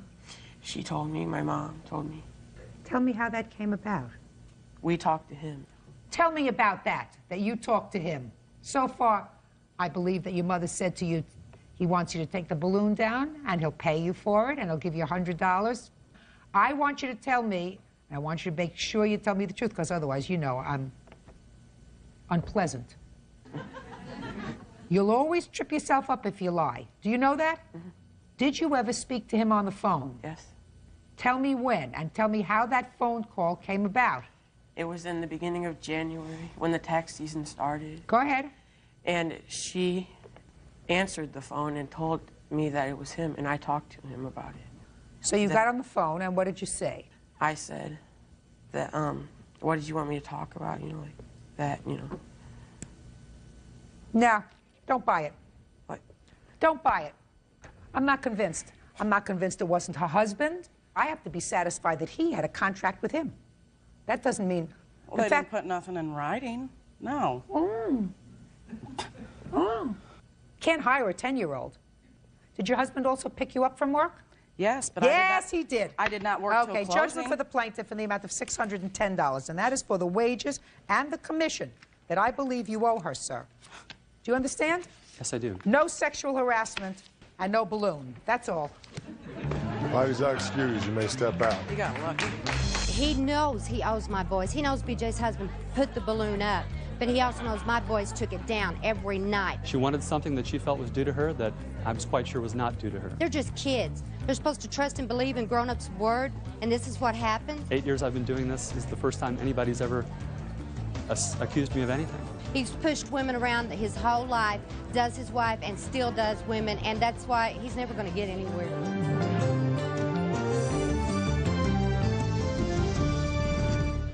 Aristizabal versus Morales. Parties have been sworn in, Judge. You may be seated, sir. Have a seat, ma'am, please. Mr. Aristizabal, what kind of a business do you have, sir? Do an auto repair business, ma'am? According to your complaint, Mr. Morales came into your shop to have his car fixed. You did a diagnostic workup on his car, told him he needed transmission to be done. Yes. He decided at some point that he didn't want you to do the work on his car, and he went to leave. You told him he couldn't leave until he paid you for the diagnostic work, which was $85. Yes, Your Honor. Now, at some point, and you're going to tell me how this happened, he tried to leave. You tried to stop him. tried to stop him by having one of your employees close a gate. He plowed through, damaged your property and a sign. You want him to pay for all that damage. Mr. Morales says that you had no right to try to restrain him, that you did no work on the car, that when your gate closed on his car, you caused damage to his car, and he is counterclaiming. Correct. What day did Mr. Morales come into your shop? On 11/16, Mr. Morales came. I do have an exhibit. What time did he come, sir? 4 o'clock, 4:30. And what time does your shop close, sir? 6 o'clock, Your Honor. Did Mr. Morales have an appointment, or did he come in No, he walked without in. an appointment? He walked into my shop by a friend. He was recommended by a friend of his. Had he had work done by Mr. Aristobal himself? No, Your Honor. So why did he make this recommendation to you?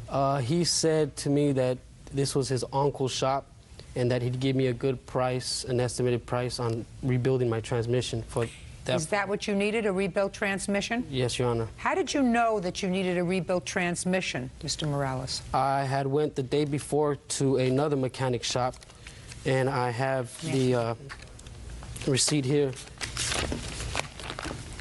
It shows that I paid for diagnostics, and it states there that my transmission needed to be rebuilt.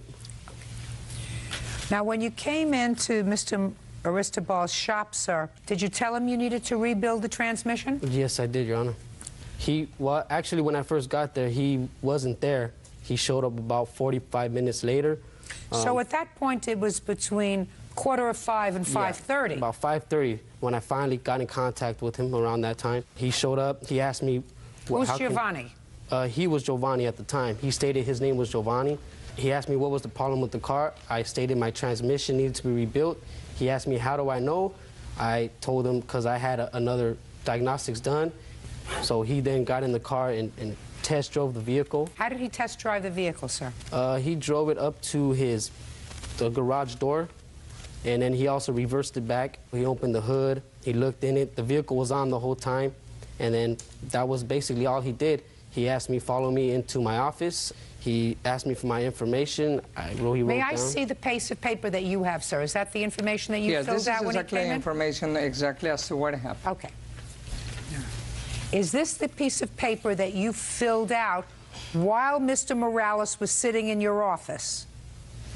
There is 4 copies, Your Honor, just to refresh you. There is 4 copies at the beginning of the estimate. That was the final estimate, what it says, everything that I found with the vehicle, everything that said. He also asked me You're not answering my question, sir. That's the piece of paper that he filled up, yes, Your Honor. And he got an estimate of No. Mr. Morales did not sign this document that you have handed to me. Yes, he did. No. He did not sign this as it is written here. You filled this out after he left. So I want to see what he signed when he was there, not after you wrote everything that you wanted to write on this document about what happened later. I gave him a copy where it says computer diagnosis, ABS not working, to check and advise. $85 on the top of it, as you can see. The final invoice, This invoice is meaningless to me, sir. So then let's get over this, because we're not going to waste any more time. We're not going to waste any more time. Fine, Your Honor. Tell me what you did with the car, Mr. Aristobal. When it came off of the car, I did the diagnosis. I put it what is called a modest. Tell me what you did. I did the want to know. diagnostic. Listen to me. Would you please let me describe, Your Honor? No, I want you to answer my question, Mr. Aristobal. I final invoice did. I told him exactly what it was wrong at 5:30. He said he was going to take it somewhere else to have it repaired somewhere else. He wasn't going to do it then. I asked him he must repair. He must pay me for the diagnosis that I had done. I didn't hear anybody doing a diagnostic, sir. Just because you wrote diagnosis doesn't mean you did anything. Now, you want to tell me exactly what you did or produce an employee who performed any work on the car. It says right there on the invoice, Your Honor. Mr. Aristobal, that's what the whole dispute is about. Mr. Morales says you didn't do any work on his car. So he signed an invoice saying to have the car diagnosed. This invoice, sir, is worthless. You wrote this invoice after the whole incident happened. Did you see that I did it after, Your Honor? Sir, you can't produce something. I am producing. That's the honestly true, Your Honor. Mr. Aristobal. Judge Judy continues in a moment. We started arguing. He was, being loud. I got loud also. He was a little bit high on drugs, I will imagine, because he was very, He wasn't. This man was not high on drugs. Real cases, real people. Judge Judy. Mechanic Orlando Aristizabal says customer James Morales owes for skipping out on a bill. James says Orlando didn't perform any work on his car. Who is this person? That is a customer that happened to be there when he damaged his car, and he's here to testify. He damaged the car with the... So this is a witness that you brought. Did you bring a witness who did any work on Mr. Morales' car? No, Your Honor. Okay. Now, did anybody else take your car away from you and put it up on a lift or a machine? No, Your Honor. When you told him that you weren't going to do the job, what happened? Well, what happened was, from after he drove the vehicle, we got off the car, we went into his office. He asked me for my information.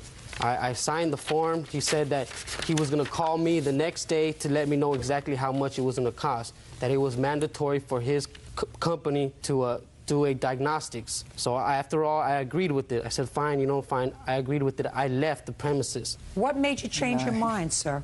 Overall, the car is in my name. It's my car, but that's my wife's vehicle. I have a 99 Tahoe, my truck, which I drive to work and back. She uses the Infiniti to go to work and do her errands. The car that was getting fixed was coming out of her money. She said no. She decided not to. She told me, well, we're wasting our money if we're throwing our money out the window to get another diagnostics done if we just got one done yesterday. So from there... So you went back inside to get your car? Right. When I went back to the premises, we pulled into the vehicle. She pulled in where the gate line is, right on the premises line, where the gate would close, and she stopped. I got off the vehicle. I walked up to the garage. I seen my vehicle still in the same place, the key still in the ignition, the hood was still open, the door was open, and I looked for Mr. Giovanni, which she told me his name was at the time. I went into the office. I did not see him. I came out of the office. He came out of the back. He appeared out of the back. I then told him, we're not going to leave the car with you. After all, I'm going to go ahead and take my car. He told me, well, you can go ahead and take the car, but you have to pay me my diagnostics, my $85 for the work that was done. I told him what work. I told him there was no wires connected to my car. I see no computer next to my car. I see no mechanic next to my car. I see no tools. The car was not on a hoist. It was not moved. So therefore, I felt that there was no work rendered to my vehicle, and I told him that I was not going to pay him. Did you see his car on a lift, sir? No. Did you see any wires attached to his car being diagnosed? Well, I was only there for like 5 minutes. The answer is no. No. Go ahead. So from that point, I told him I told him that I wasn't going to pay him. We started arguing. He was being loud. I got loud also, and from there I had my wife and my daughter in my truck waiting for me. I didn't want to argue with him, so I gave him the paper back. I shook his hand and I told him, look, Mr. Giovanni, if you feel I owe you, you have all my information. Sue me. You call me, you sue me, you do whatever you have to do. I'm taking my car. Does that sound familiar, Mr. Aristobal? I saw him after he came back. He wanted to leave. I told him he must pay for the diagnosis, which had been authorized. And he said, I'm not paying for it. He said he's not paying for it. I can call the police. He was a little bit high on drugs, I will imagine, because he was very, This man was not high on drugs. This man was not high on drugs. Listen to me, sir. Mr. Aristobal, put the pictures down, sir. How did you stop him? Because according to your complaint, you said you tried to stop him. How did you try to stop him, sir? I don't need to stop him. I did not. So help me God, Your Honor. I did not stop him. He left, taking my gate out of it and my dumpster, here in the dumpster, and here is the pictures of it. Step up. You were a customer? Yes, ma'am. How long have you been a customer there? For like 1 year. You saw this incident happen? Yeah, I only saw when he left. Did one of Mr. Aristobal's employees close the gate? No, ma'am. Was it closed? No, it was open. It was open like a car's distance. And so describe to me what happened, sir. Well, the young man got in his car and he just like bailed out fast, like he was stealing the car. He was like scared for some reason. He just left real fast and he hit the dumpster and the gate. Okay. Go ahead. Okay, from that time, when I paid it, I told him I wasn't going to pay the $85, I gave him the receipt back, because when I left, he gave me a receipt. And I told him, I'm not going to pay you. I was already backing up. He then asked me, look, at least pay me $45 for my labor fee. I then replied to him, I'm not going to pay you anything. I continued to back up. He started yelling at his, there was about maybe 10 employees there. And if I may say, Your Honor, he was also an employee here. The witness is also an employee. If you notice his hands, they are greasy. Do you work for him? Do you do part-time work for him? I don't work for him. I paint cars. He's a mechanic shop. What were you doing there that day, sir? He was fixing one of my cars. Fixing one of your personal cars or your business cars? No, one of my cars. Your that Honor, I'm going to sell. Yeah, I try to get cars fixed so I can sell them. Sit down. Go ahead. From there, he yelled at his employees, don't let him leave, don't let him leave. I'm calling the police, don't let him leave. When my wife was still parked in the same place, if I can point out, she was parked here, right on the gate where the gate closes, and one of the employees started closing the gate on her vehicle. My daughter was in the car on the passenger side, behind the passenger back seat, and where the gate was closing onto. My wife then exits the vehicle and asks Giovanni, what's going on? What's going on? Giovanni replies, he's trying to steal my money. He needs to pay me. You guys need to pay me my money. She got in the vehicle. She backed up. She got onto the street. I then continued to back up. When they closed the gate on me, when it hit my vehicle, if you can see, if I can present some pictures to you. If you notice where the red arrow is, that's where I came to a complete stop at the dent that it made. I want to see all the pictures, Bird. There's Mr. Aristobal's also, please. This is the customer's car.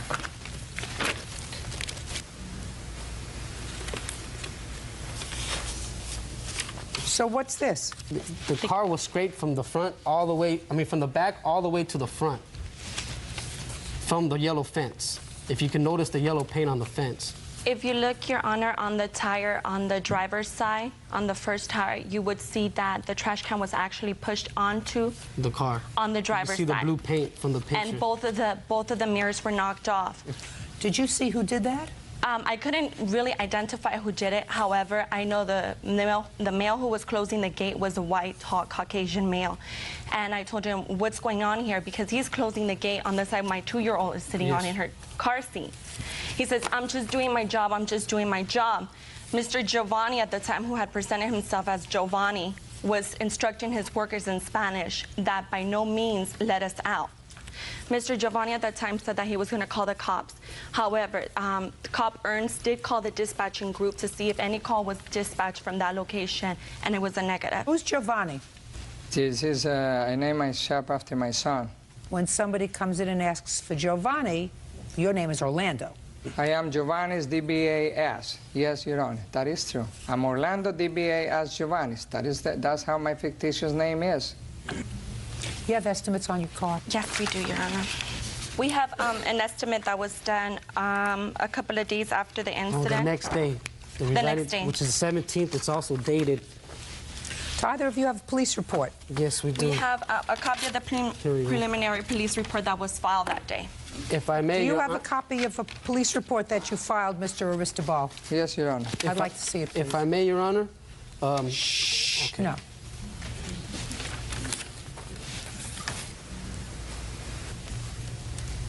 What year car is this?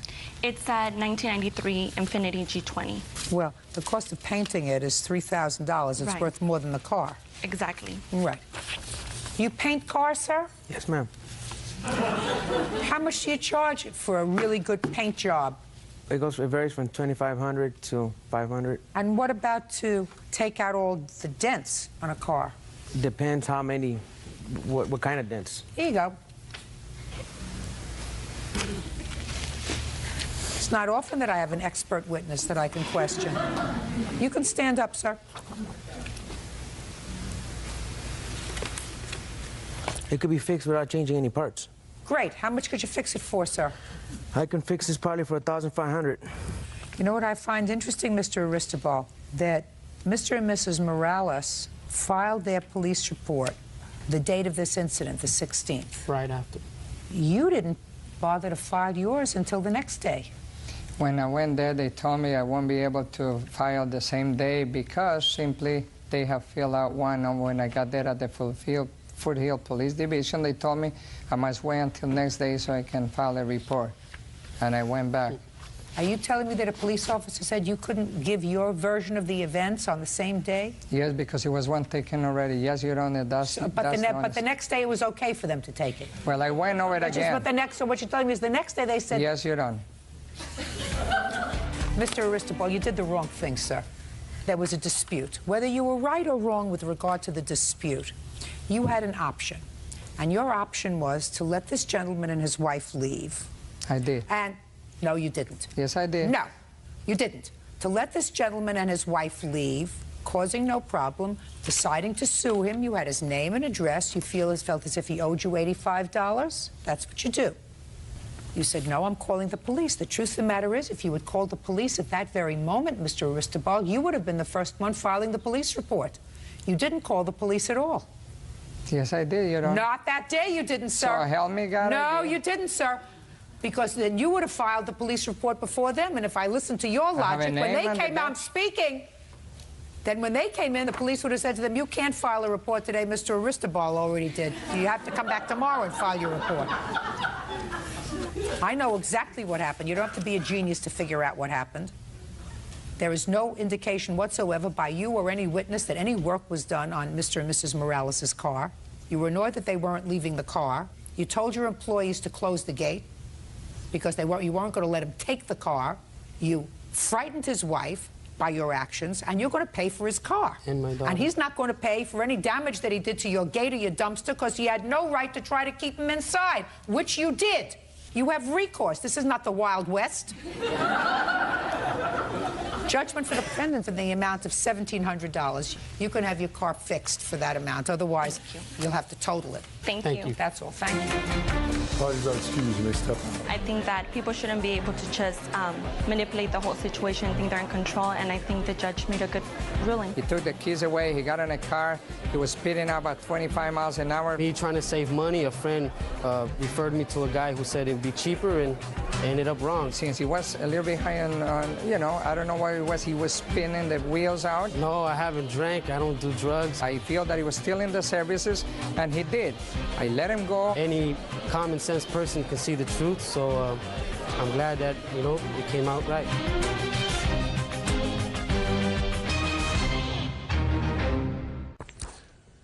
Yeah, this is case number 460 on the calendar in the matter of Candia versus Castro.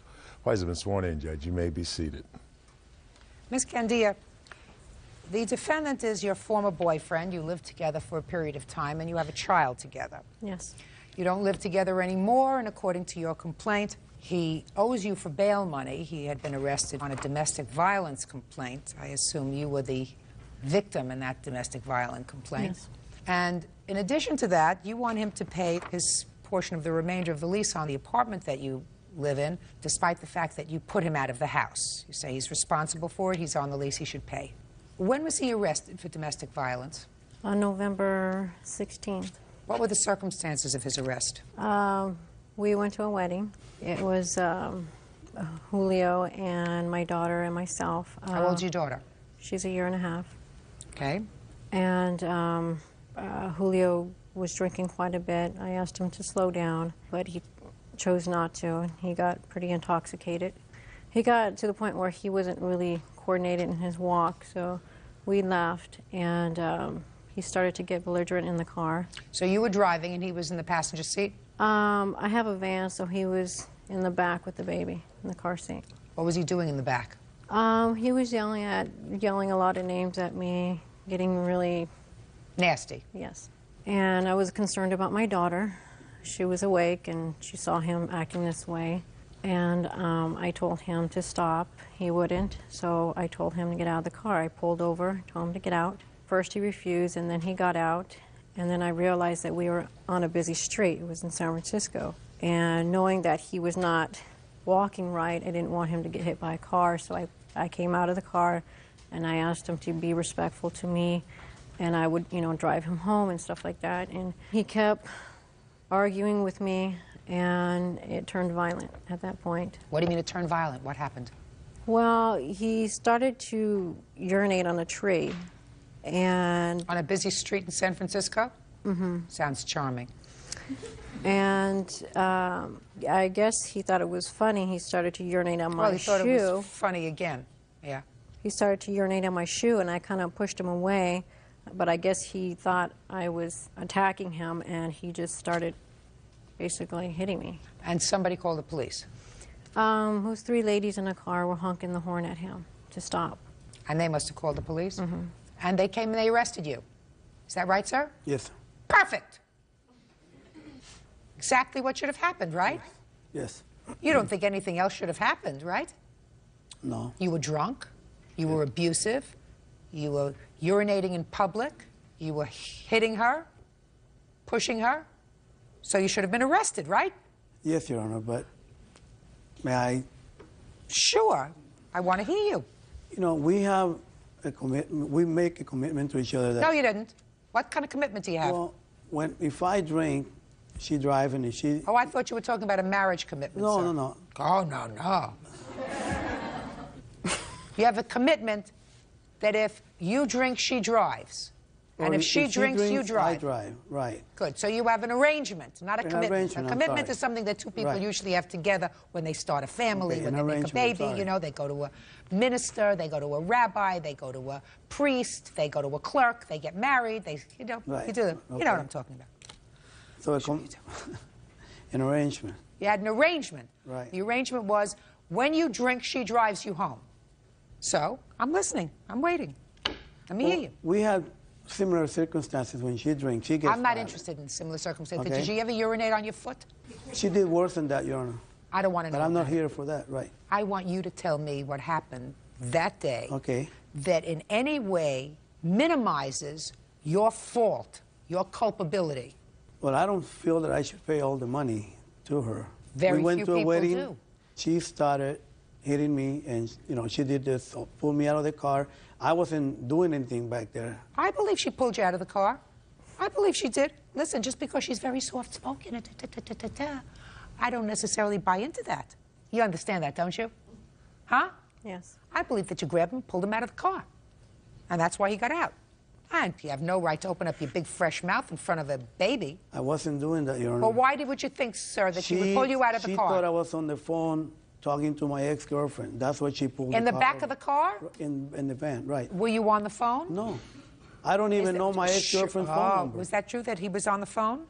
He Look was at talking, me. He was talking to his son on the phone. You know anything about a phone call to his ex-girlfriend? Look at me. Right here. I heard him mention Look at me. her name, but You did. I asked him You did. When did you hear him mention her name? during the conversation with his son. With his son? Yeah. Did that make you angry? That's what they... Yep. Did that make you Yes, angry? I questioned him about it. Okay. Very good. You see what happens, how the worm turns? We get some information? Good. Now, you questioned him about it. We don't question about it. You got angry. I did question him about it. And what did he say to you when you questioned him about it? Nothing. He really didn't have any answer for me. He You're just not- kind I- of looked cross-eyed to me. Go ahead. I'm not a violent person. I'm not somebody that's going to drink. I get happy, if anything.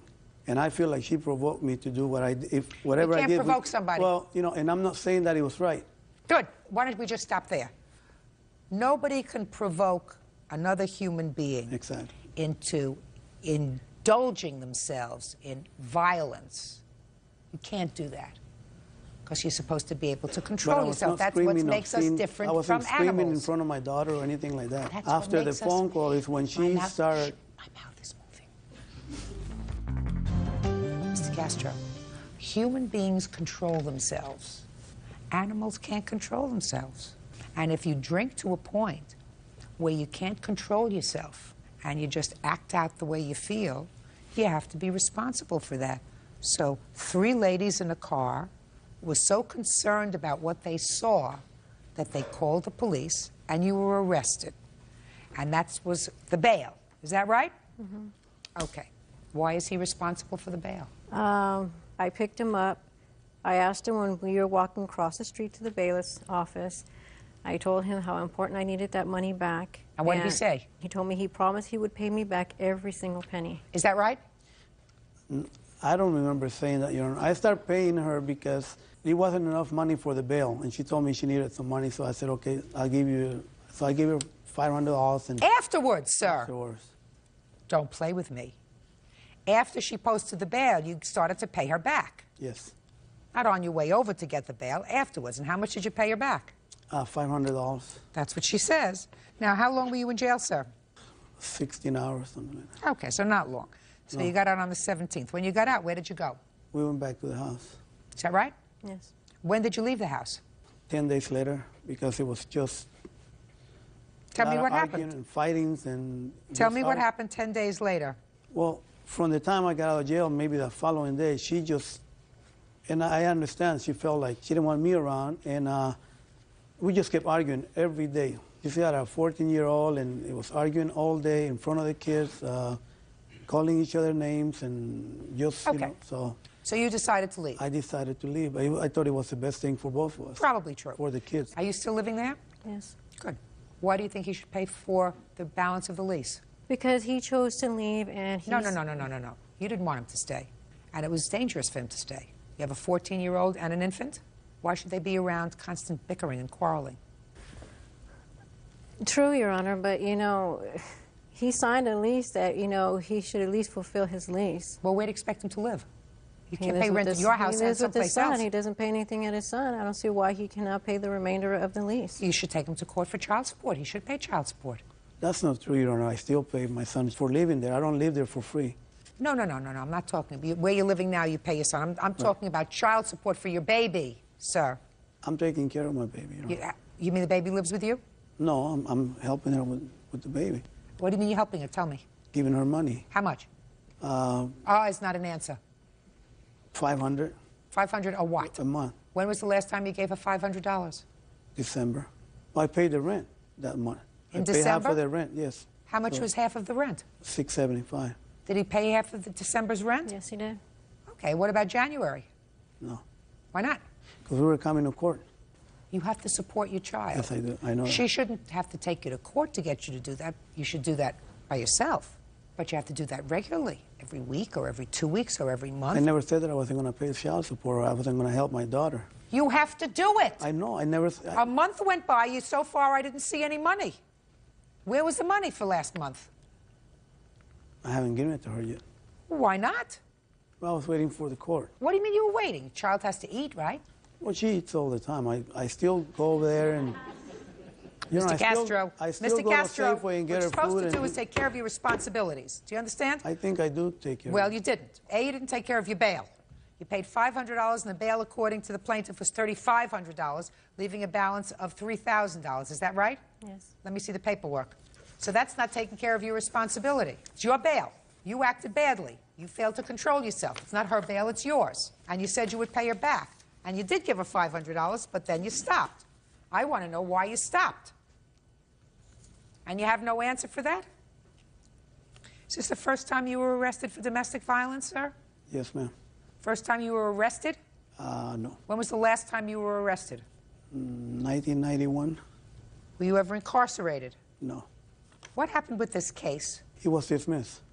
I was supposed to go to court the following Wednesday, and when I showed up for court, they said that the case was dismissed. Okay. $3,000 he owes you.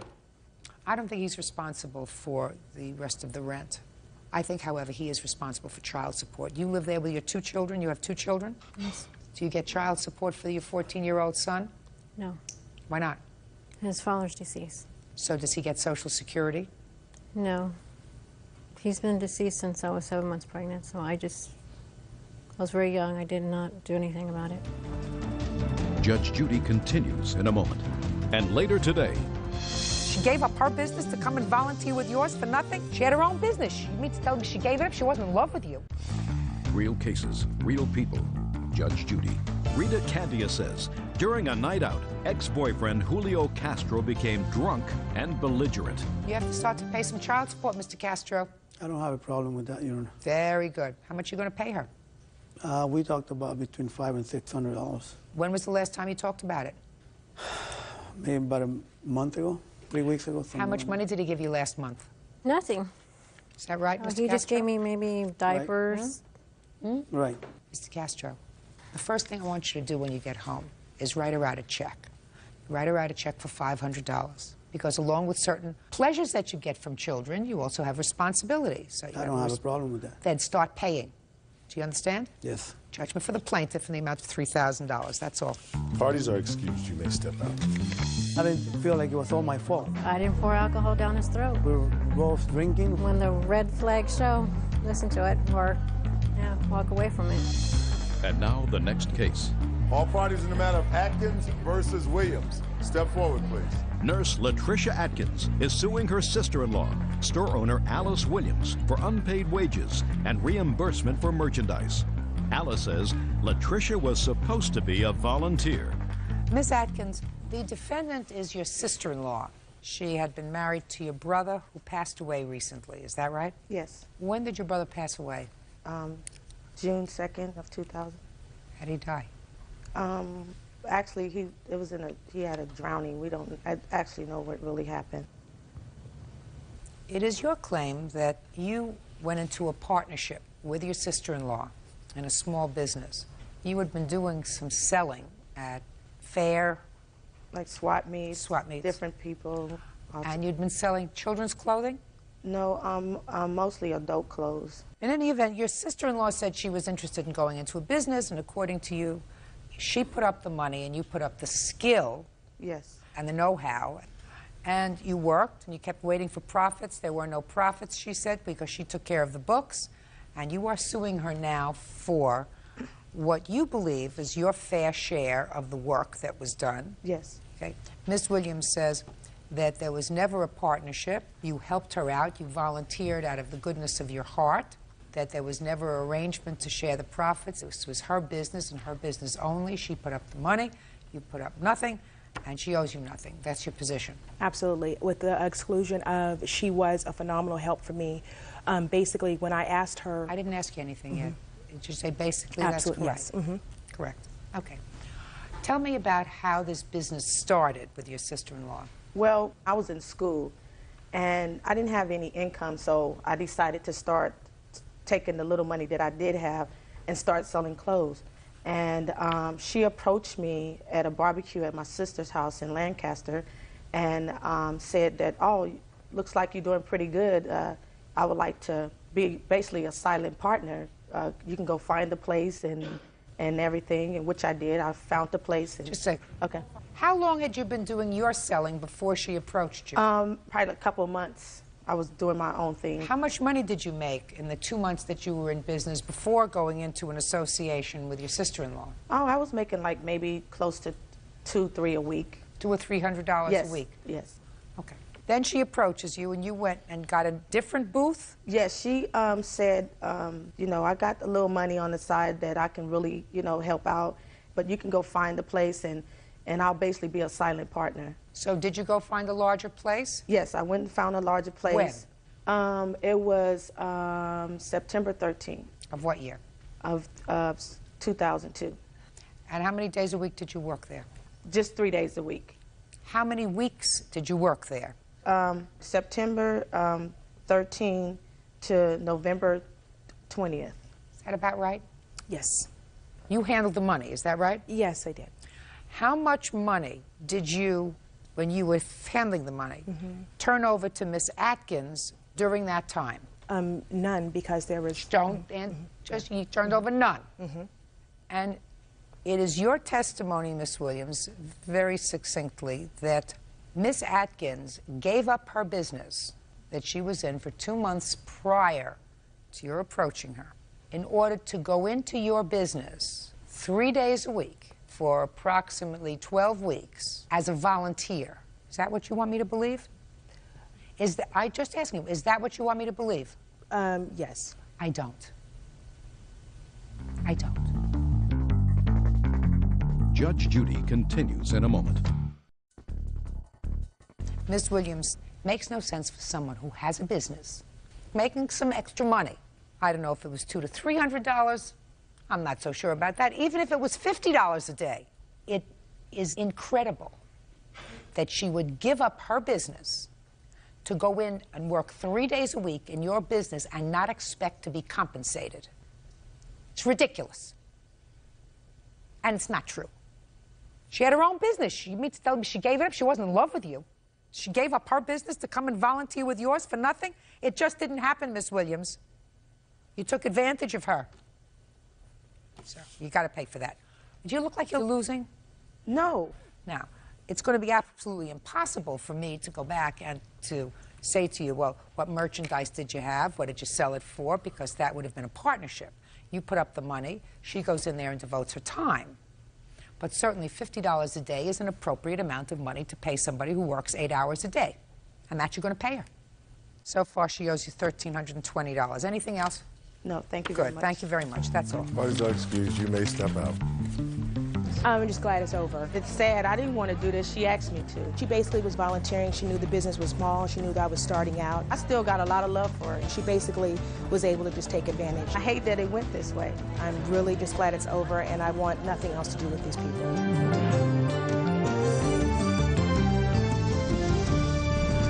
Case number 521 on the calendar in the matter of Henriksen versus Mitchell. Parties have been sworn in, Judge. You may be seated. You're welcome. Have a seat, sir. Ms. Henriksen, you purchased a used car from the defendant who was a friend of your boyfriend's, according to what I've read. This car was purchased some time ago. You gave him a down payment, and then there were a series of circumstances. In any event, he took the car back. You want what you paid in on the car for the car. Yes, ma'am. Mr. Mitchell says that you didn't abide by the terms of your contract with him, even though it was a verbal contract, and he really got shafted because a car that was once valuable, he had to ultimately get rid of for a lot less money. Is that right? That's right. Okay. When did you purchase this car from him, Ms. Henriksen? I purchased it in about late July of 2001. And what kind of car was it? It was a 1991 Pontiac Firebird. And what was the agreed-upon purchase price? $4,500. So far, is all of that correct? Yes. And you gave him a down payment? Yes, ma'am. $1,500. What were the payment terms?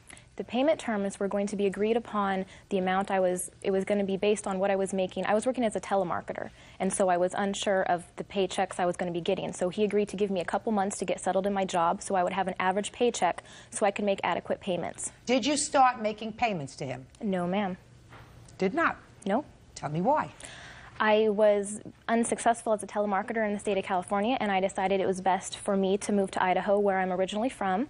At that time, I had found work in a heartbeat, and I was willing to make payments at that time. Just a second. So in October, you did not make any payments as you promised? No, ma'am. So you breached the contract? Yes, ma'am. There you go. Breached the contract. You left that out of your papers.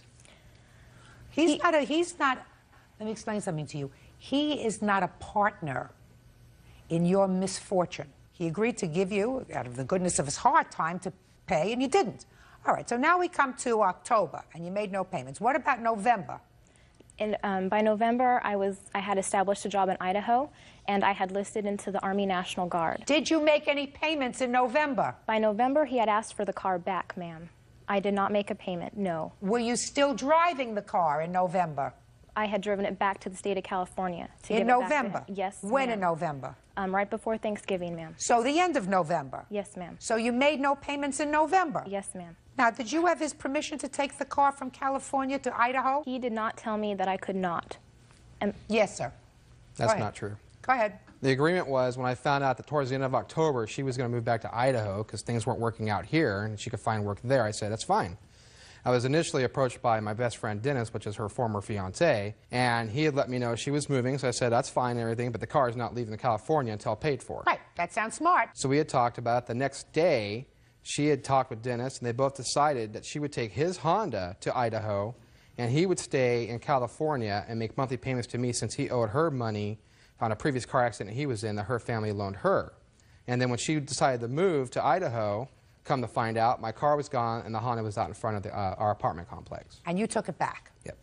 How much did you ultimately sell it for or get rid of it for? I didn't ultimately sell it. It was impounded by the CHP for non-registration.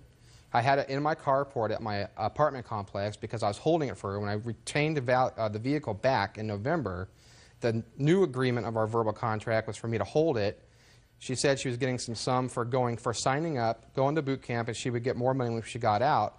When she got out of boot camp, she would pay me the $3,000 owing, and then in essence the car would be hers. I would transfer title. Well, everything was hunky-dory. I held the car for her. She gets out of boot camp. When did you get out of boot camp? June of 2002. Okay. What happened when you got out of boot camp? I had the money for the rest of the car. I had the $3,000 he requested. I called and I called. He did not return any of my calls. The one time I did get a hold of him, he told me that he no longer had the car. When was that? That was early August of 2002. Just a second. You got out in June of 2002. Yes, Where were you ma'am. for 2 months? I was calling him all summer long. Calling him, he would not call me back. I have proof that he received my calls and did not call me back. The one time I got a hold of him. Is that right? And the phone calls, yes, but her explanation, no. Go ahead. Let me hear. Her explanations, as far as her calling me, yes, those were more on a social event of getting together and whatnot. When she got out of boot camp, I didn't get any phone call from her other than stating that she didn't want the car anymore because her dad felt that the car was not valued for what I wanted it for, and that she just wanted her $1,500 back. Ms. Hendrickson. Yes. You know, ordinarily I am very sympathetic to people who put a down payment on the car and then for some reason that I quite frankly wouldn't understand, the car is taken back and people want their money back.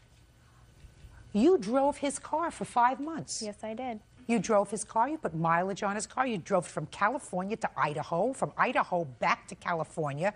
You drove it when you were there and you expect your $1,500 back after you had his car for 5 months, which would be the equivalent of about $300 a month. If you rented a car, could you rent a car for $300 a month?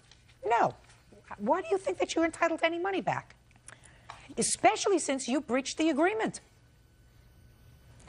Jamie and I had an understanding agreement. We were, all three of us, with Dennis included, were a very tight-knit group. Well, you're not tight-knit anymore. Now it's business.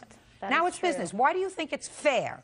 Let's talk about equity. Why do you think it's fair for him to be out of car and for you, because of your problems, to expect him to give you your money back when you had exclusive use of his car for 5 months? Even taking it out of state. Put your hand down. Who needs you? You're the boyfriend or the ex-boyfriend? I'm her ex-fiance. Good. You're the one who didn't have the guts to tell her not to take the car out of California. Are you the same one? Yes, ma'am. Go ahead. Jamie and Dennis did a lot of talking, and I was left out of it a lot. I'm talking about the basic agreement, Ms. Hendrickson. The basic agreement was $1,500 down. I'm going to be a nice guy, give you 2 months to get your finances in order before you have to start making payments on the rest. 2 months came and went, you made no payment. 3 months came and went, you made no payment, and you took the car out of state against his wishes. 3 months, no payments. 4 months, no payments. 5 months, no payments. You bring the car back, you say to him, listen, by the way, hold the car for me, I'm going to boot camp. He's not your father. What? No, ma'am, I did not tell him to hold the car for me. The agreement was, when I took the car back to him around Thanksgiving, I said, if you are willing to find somebody to pay you full amount for what you asked for the car, I will understand that. You can get the cash, full amount. Including your $1,500 down payment? Including my $1,500 down payment. You're not entitled to that, madam. What makes you think you are entitled to a free ride with his car for 5 months? I don't know, ma'am. There is no reason that you're entitled to a free ride with his car for 5 months. That's stupid. Your case is dismissed. Goodbye. Parties are excused. You may step out. He took the car out from underneath me, point blank. The car leaving state, coming back, holding the car, I was just really taken advantage of, and it wasn't shown that way. He knew why I wasn't making payments, and he agreed to work with me, and now he's saying that all of a sudden he wasn't. The car came between friends, and it's really sad that we had to come to a court and lose friendship over a car. We are no longer friends at all, none of us. And now the next case. All parties in the matter of Brennan Brown versus Perkins. Step forward. Cook Michelle Brannon and her daughter, 19-year-old receptionist Heather Brown, are suing Heather's ex-boyfriend, 30-year-old automotive technician Dan Perkins, for the cost of a car. This is your ex-boyfriend. Yes. Who you met in a chat room or something on the Something internet. like that, And is also your ex-mechanic. Yes. Your daughter, your ex-boyfriend / ex-mechanic. According to your complaint, Mrs. Brown, you had a car. It's a 1988 Dodge Daytona. Yes, ma'am. That needed some repair work. The defendant said, I can do that work. Took the car, gave you an estimate, you paid him some money. You want your car back? They broke up. He says the car got hit by a drunk driver somehow, and he doesn't have it anymore. That's basically it. You don't have the car anymore. I do have the car, Oh, you Your do? Honor. Oh, Yes, you I do? do, and it is ready. It's been ready. Really? Oh, great. Yes. Oh, terrific. That's even better. I thought it got hit by some driver. It has been hit by a drunk driver, Your Honor. That's what I thought. I didn't think that I was I making have that the up. police report. Okay. On what date did you give him the car? I believe it was May 2nd, Your Honor. And at that time, the two of you were still dating? Yes. Good. Did you get an estimate on what it would cost to fix it? Eventually, he gave me an estimate of approximately $600 for the repairs at that time. Okay. And when was that? That was about 2 weeks after he had taken the car. So far, Mr. Perkins, is that about right? So far.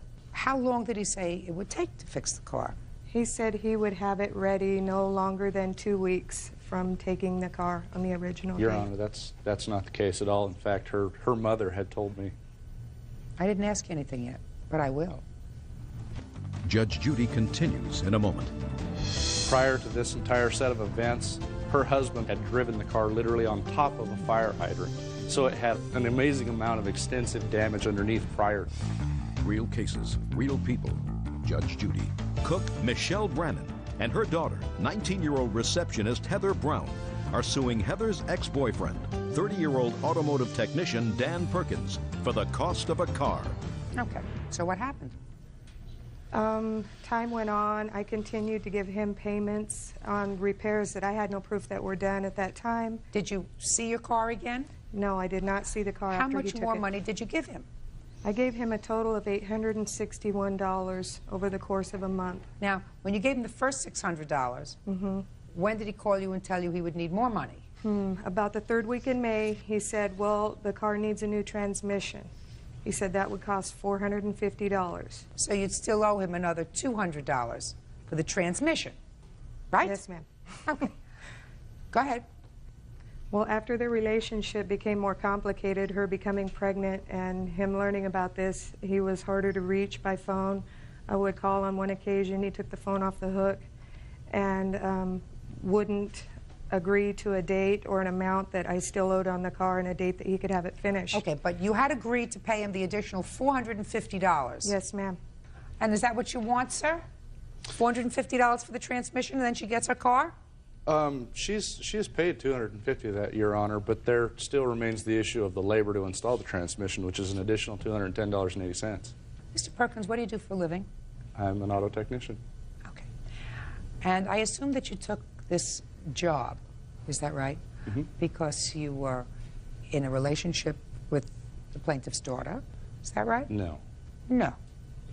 Did you tell her that the cost of the transmission was going to be $450? I did, Your Honor. Good. Then that's what you're going to get, sir.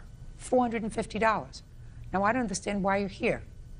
I mean, you're here over an additional $200 for labor? Is that what you're here for?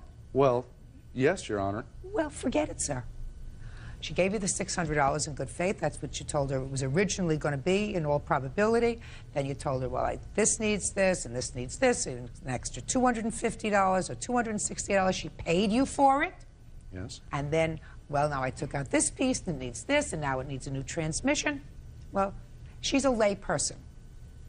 And there's a certain distrust that lay people have, I think, in all probability, more women than men, of mechanics, because most women have absolutely no idea of what goes on under the hood of a car. They know that they put their key in the ignition, they turn it on. If it starts, it starts. If it doesn't, it's broken, period.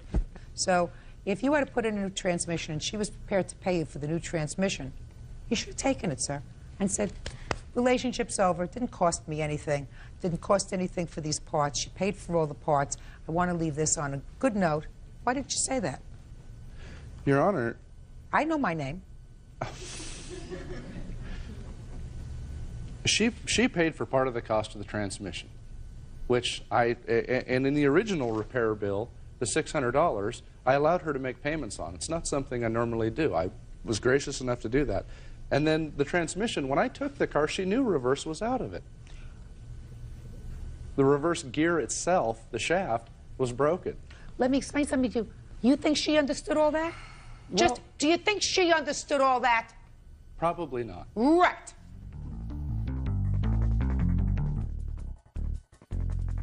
Now, what's wrong with the car? Now? Yeah. Nothing. The new transmission's been installed. Now, but you said it was hit by some have the drunk driver accident someplace. report as well. Yeah, there was a drunk driver that hit my roommate's car and pushed it into her car. In front of his home. And? I had the car in storage because, legally speaking, if she were to come and had an extra set of keys, she could take it from the front of my shop. Right. Then you sue her. Right. Listen to me. What you're doing is you're putting a mechanic's lien on the car. Mm-hmm. Is that right? Yes. Did you file a mechanic's lien? No. You didn't do anything. You did a de facto mechanic's lien on the car. You can't have your car until you give me the money. Right. Is that right? You put it in storage, but at some point you took it out of storage. To take it back to the shop, yes. Why? Because to go back to the shop, then I would have it there for her to come down and pay the bill. How long did you have it in storage? Oh, about a week and a half. Where? The storage is about 2 miles from my home. It's just a little independent storage site, fenced in. Uh-huh. Now, then you took it back and you put it in front of your house. Well, yes, I had got it the evening Well, yes, you before put I it had in front gone of your to work. house, and somebody pushed one car in front of your house into her car. Is there any damage, body damage to her car? Yes. You get nothing. You get Zippo. Because if you chose to do that, then you had an obligation, Mr. Perkins, to safeguard her car until you got it back to her, to a situation where she had possession of her car. If you chose not to do that and park it in front of your house and somebody hit your roommate's car, which then went into her car, you're responsible for her damage.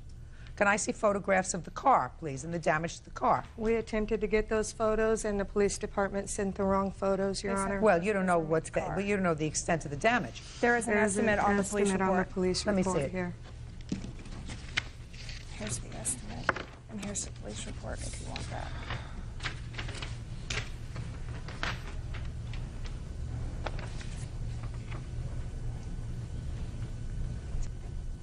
Your Honor, may I interject something? Yeah. What hasn't been said here is that prior to this entire set of events, her husband had driven the car literally on top of a fire hydrant. So it had an amazing amount of extensive damage underneath prior to this. Let me ask you this question, sir. You know about the damage that was caused to the car when your roommate's car hit it? Yes, yes, I do. Where was it damaged? It was damaged in the rear. The bumper was bent and the two taillights were broke out. Is that something that you can fix? Certainly, Your Honor, it is. And you can fix it in how long? On that particular car, it'd take about 2.5 weeks with what I'm booked up with right now. No, I don't care what you booked up with. Whatever you booked up with, you're going to put on a shelf. How long will it take to pull out the bumper and to fix the lights? An hour, 2 hours, 4 hours? How long will it take? Oh, it actually take days, Your Honor. It's hard to get a hold of the lights for the car. Okay. Within 5 days, he's going to fix the car. Do you understand? Okay. When he returns the car to you, and he must return it to you in 5 days, he will get a check for $250. Is that what Yes, the ma'am. balance that's owing? $250 for the transmission. That's what's left on the transmission.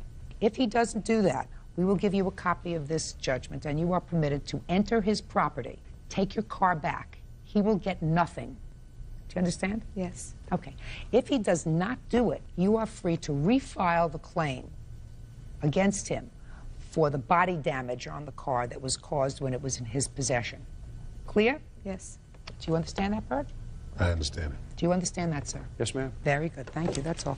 Parties are excused. You may step out. Thank you. Well, I went into this business deal honestly and felt I was being treated dishonestly, and I think Judge Judy took care of it, that things will be handled. All I've heard is what he's told me is that they don't want to pay for the car, so they weren't getting it back. I honestly think that it is over the car, but things didn't start going downhill with the car until he found out I was pregnant and decided that he didn't want to have anything more to do with me. The whole pregnancy thing and all that. I don't know what to think or how to respond to that. That's neither here nor there, so the damage is done, and we'll go on from here. We'll be fine.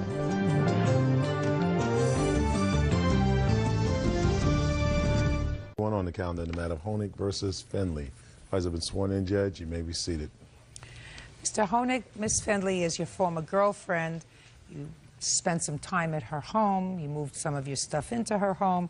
On Valentine's Day of this year, you really made her mad. It is your claim that she took all your stuff, she threw it out on the street and destroyed a lot of it. Yes. Miss Findley says she was pretty angry on Valentine's Day. and she placed your stuff outside. And you probably took it away, right? Yes, I did. I just placed it out there. How long, Miss Findlay, had Mr. Honig been living at your house?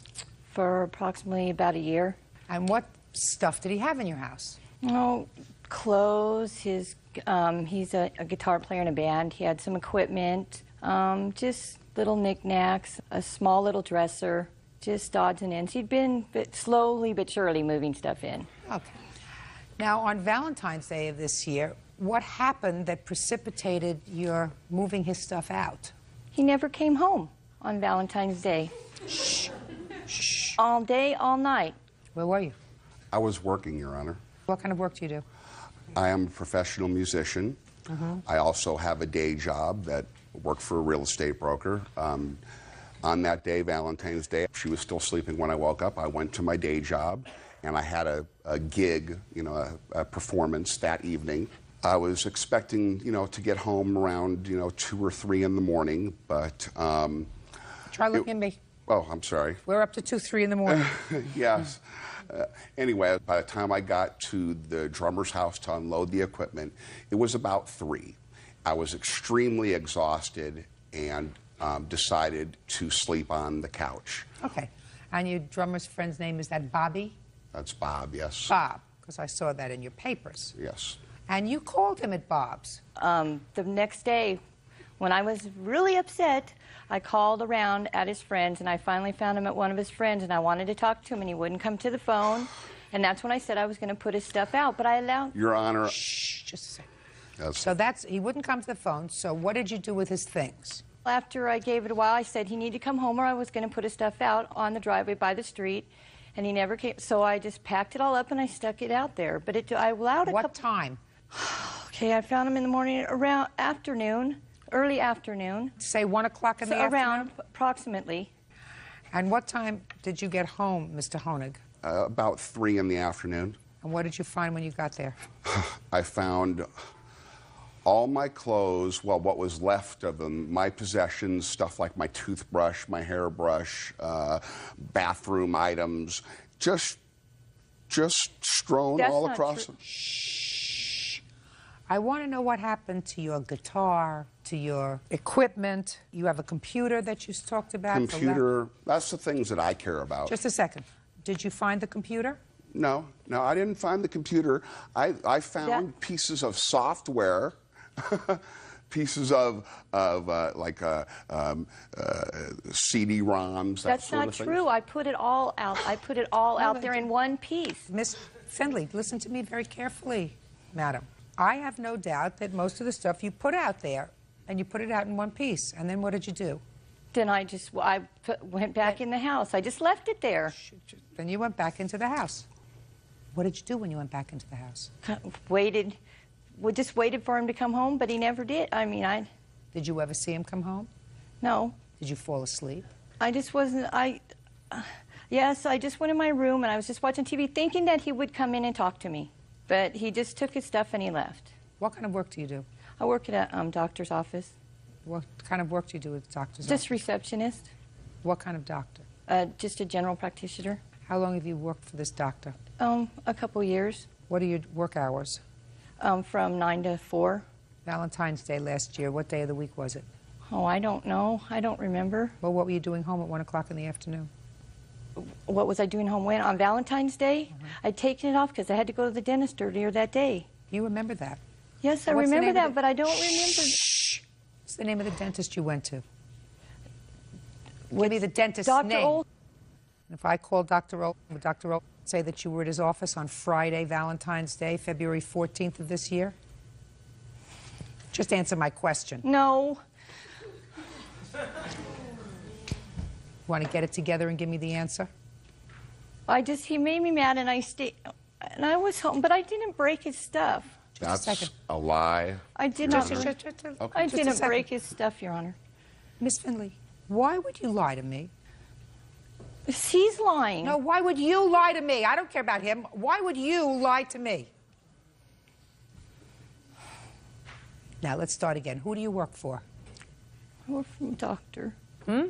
I work for a doctor. Name? Dr. O. That's who I work for. What kind of a doctor is Dr. O? General practitioner. And Valentine's Day this past year was on a Friday. Yes, ma'am. Why weren't you at work? So I called in. Why? Because I was mad at him. So you called in sick on Valentine's Day? Oh. I didn't destroy any of his property. Yes, you did, madam. Yes, you did. It wasn't there when I got there. Mr. Honig. Okay. All right. Sorry, Your Honor. Your Honor, I'm sorry. You destroyed his property, madam. If he had been living with you for a year, you have an obligation. And you have an obligation, and that is to safeguard his property. If you decide to put him out, if you decide that you no longer want to live with him, you have to give him an opportunity to remove his things. You can't have a hissy fit and throw his things out and expect there to be no repercussions. There are repercussions to that. You have a legal obligation not to take his things and throw them out, put them out, place them on a street curb. And you have a double obligation that when you come into court, if a judge asks you a question, you don't lie. Judge Judy continues in a moment. I don't have any big stuff of his. I don't want anything of his. Yeah, I bet you want that computer. Listen to me very carefully. You've already lied to me once. It's not going to happen again. Do you understand? Yes. And later today, she asked me if I could loan her some money. Brenda took the money out of her account and deposited it into my daughter's account. I didn't borrow the money. real cases, real people. Judge Judy. Barry Honig says ex-girlfriend Lynn Fendley owes for trashing his belongings. Lynn says Barry stayed out all night on Valentine's Day. Now, I want to ask you this question, sir. I want you to be very careful, Mr. Honig. I want you to tell me all the things that were at home that you claim were either taken or destroyed or stolen from the street curb after she put it out. Okay. A guitar. And how much was the guitar, sir? Roughly $1,500, a little more, $1,550.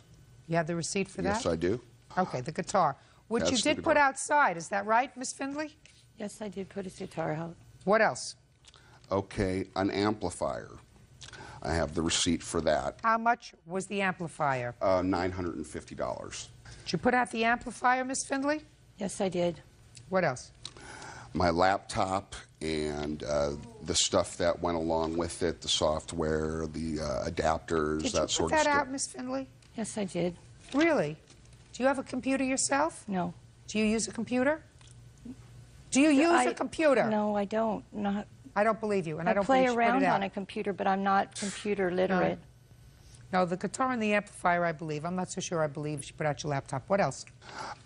Tools, clothing, CDs, socks, more, All right, Miss more Findley. CDs. All right, That's Miss- what I have here. All right, Miss Findley, I believe that you have some of his property still in your house, and I want you to listen to me very carefully. You've already lied to me once. It's not going to happen again. Do you understand? Yes. Okay. Now, I want you to tell me what of his property you still have in your house. I really don't have it. Just like CD. Just I have a few CDs Come on, and stuff. let's go. Okay, now we have a few CDs. That's all I have. I don't have any big stuff of his. I don't want anything of his. Yeah, I bet you want that computer. Miss Findley, I believe that you are lying to me when you say that you do not have his computer or all of his CDs. I believe that you disposed of the things that you have absolutely no use for. That is his guitar, which he probably likes, his amplifier, which you have no use for, and his clothes, which merely make a statement. I believe that you have his computer and his CDs in your home. Do you understand what I just said? Yes, I do, but do I you don't- understand what I just said? I believe that you have it at home. And I'm going to tell you that you are going to pack up that stuff and you're going to make sure that he gets it. 5 days from today, I will give you an order that says you may go to her home in the company of a police officer, and she is to have that stuff boxed up. $2,500 is what I find that these two items, the guitar and the amplifier, are worth, which I do believe she disposed of by throwing them outside along with your clothes. Probably worth another $500. The other thing she has in the house, judgment for the plaintiff in the amount of $3,000 for these two items and your clothes. The other items are to be packed up and returned to him in 5 days. Do you understand? Yes, ma'am. Good. That's all. Parties are excused. You may step out. Lynn is an obvious liar. I don't have this stuff, so how can they get his stuff if I don't have it? I don't think that she threw the computer out. I think the judge is right on that. She probably still has it. I stuck it outside, and what happened to it after that, I'm not sure. I guess justice is served, but we'll see if I ever get my computer back. And now the next case. All parties in the matter of Jernigan versus Coffin, step forward, please. Airplane production controller Brenda Jernigan is suing her boyfriend's daughter, 23-year-old administrative assistant Crystal Coffin, for an unpaid loan to pay bills. Miss Jernigan, I assume that this is your boyfriend. Yes, it is. And this is his daughter. Yes, ma'am. And it is your claim that you made a loan to Miss Coffin, Yes, your ma'am. boyfriend's daughter, in the amount of $2,000, that she's made some payments on the loan, but she still owes you a little over $1,700. Miss Correct. Coffin said she's never borrowed any money from you. She took some money that her father gave her, but she doesn't owe you anything. So tell me about this loan. Okay, John and I have known each other for almost 5 years now. He is Crystal's father. We moved in together in September of 2000, and soon after that, in December, I decided to loan Crystal $2,000. Well, tell me how that came about. John kept getting numerous phone calls from Crystal about getting behind on her car payments and the rent and the electric bills and the water bills. So he didn't have the money at the time, so I decided that I would loan it to her. It took me a couple of weeks to decide. Just a minute. At what point did she have a discussion with you, if ever? I did talk with Crystal sometime around the second week in December of 2000, and she just told me that she needed to get up to date on her car payments. She asked me if I could loan her some money, and I finally agreed a couple of weeks later to do so, and that's when her dad called her. Why didn't you call her? Because he decided he wanted to handle things with his daughter. Fine, step up. What's your last name? Coffin. Mr. Coffin, then you had a conversation with your daughter? Yes, ma'am. What did you say to her? I told Crystal that Brenda could let her borrow $2,000, and that would help her pay her credit cards off. What did she say to you? Get caught up. She told me that would be fine if I could get it to her as soon as possible. So we went down. Brenda took the money out of her account. I took the money, took it into the bank in South Carolina, and deposited it into my daughter's North Carolina account. Is that about right, Miss Coffin? No. I called my father and asked him if he could give me some money because the house bills were past due. I could not afford to keep the house bills caught up because I was trying to keep my own bills, my car payment, and my credit cards caught up. Well, whose house is it? It's his house. Well, a house he rents in his name. What do you mean he rents in his name? I live there, but the house lease is still in his name. But you live there? Yes, ma'am. With whom? My younger sister. How old is she? She is currently 21. Okay. So he moved out of the house and told you that you could stay in the house? Yes, ma'am. And you left the two girls in the house, and what was the arrangement with regard to the rent? Well, I was still paying the rent at the time I moved out. When did you stop? Probably a year later. So you paid the rent on the house And the for a electric year bill. And while the your water two bill. girls were living there? Yes. And when did you decide to stop paying the rent? I got a job in South Carolina, moved to South Carolina. My son moved in with the girls, and they said they would take care of the bills. So far, is that correct, Miss Coffin? No, ma'am. My brother actually lived with my father for several months before he moved home. My father called me and asked me, will you call your brother and ask him to come help you? And I said yes. He was still giving money for the rent, but he stopped, and I took over paying the rent. Okay, well, that's fine. You were living there? Yes, ma'am. Fine. So they were your bills. At that point, your father hadn't been there in some time. Right. And he had, in fact, paid the rent and the bills for a period of time, even when he wasn't living there. Up to a point, yes, ma'am. But then he said, now you kids are grown-ups. You're over 21. You're on your own. Pay your own bills. Right. And you got behind. Yes, ma'am. Okay. Go ahead. Let me hear the rest. I asked him if he could afford to send me some money to help get caught up on the bills that were past due. He said that he would see what he could do. If he could come up with the money in some way, he would. He called me back and said that he was able to come up with $2,000 and that he would deposit the money into my account and that it should hit sometime the next afternoon. Are you telling me, Miss Coffin, that you never had a conversation with Miss Jernigan about money? I had a conversation with Ms. Judy. Yes, ma'am. And what was the conversation? She asked me to list all the bills that I was behind on and to tell her which ones I thought were the most important. And I said, well, the only bills I'm really concerned about you needing help with from my father are the house bills, because the other bills are my bills. They're all your bills. You live there. So you have to pay your rent. Now, what I want to know is, one gets the sense that you fully understood that your father didn't have this money, that the $2,000 was coming from Miss Jernigan.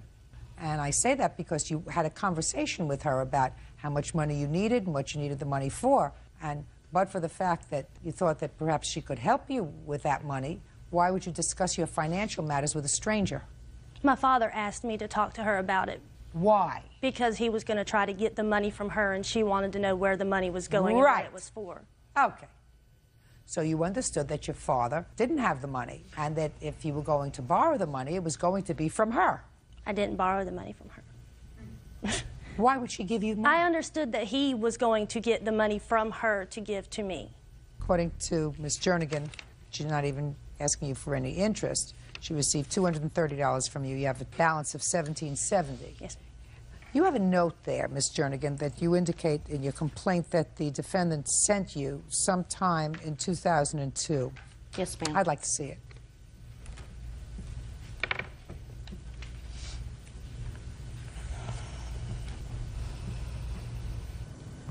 It says, sorry about all the delays. I will try to send something every month from now on. Love, Crystal. Yes, ma'am.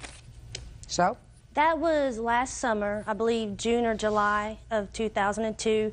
Brenda's mother had passed away, and my father came down for the funeral. He told me that she was emotionally distraught because of all of the bills that had accumulated while she was not able to work, while she was taking care of her mother, and that she was giving him a little bit of a hard time about not having made any payments to her. And he came to me at work and said, I need you to give me some money so that I can give Brenda some money, just so that she'll feel a little bit better. Good. That's a good thing that you gave her the money, because you took it from her.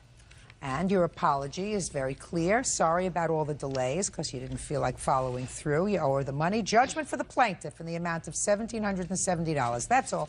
Step out. Parties are excused. You may step out. I was a little shocked that the judge saw it the way that she did. If I'd have had the money, I would have loaned it to her. My father is trying to make me responsible for his debt. I was trying to help Crystal out in a time of need. I'm thankful that my father was able to help me out in my time of need. I would love to see all three of us get, but I don't know if that can happen. This woman and I have nothing further to say or see each other for any reason. I love my daughter to death, and I always will.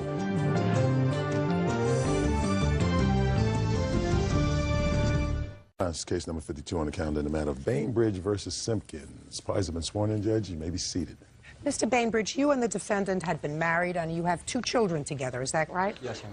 What your complaint alleges is, pursuant to the judgment of divorce, your former wife got possession of a car.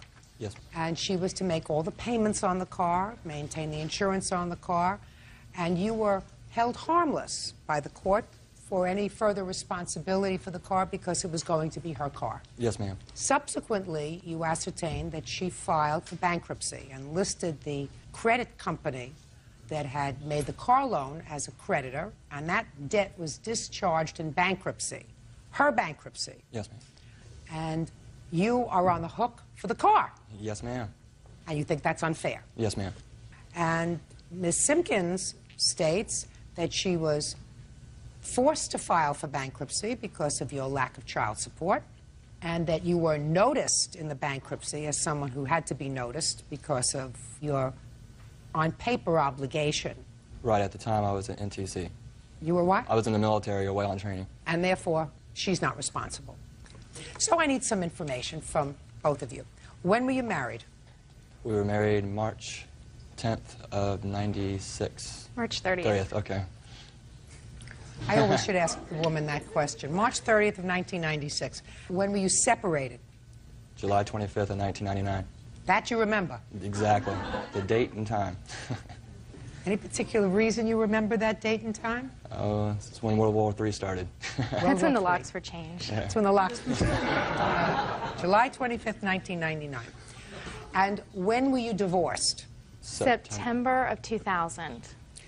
And who's going to show me a copy of the judgment of divorce? I will.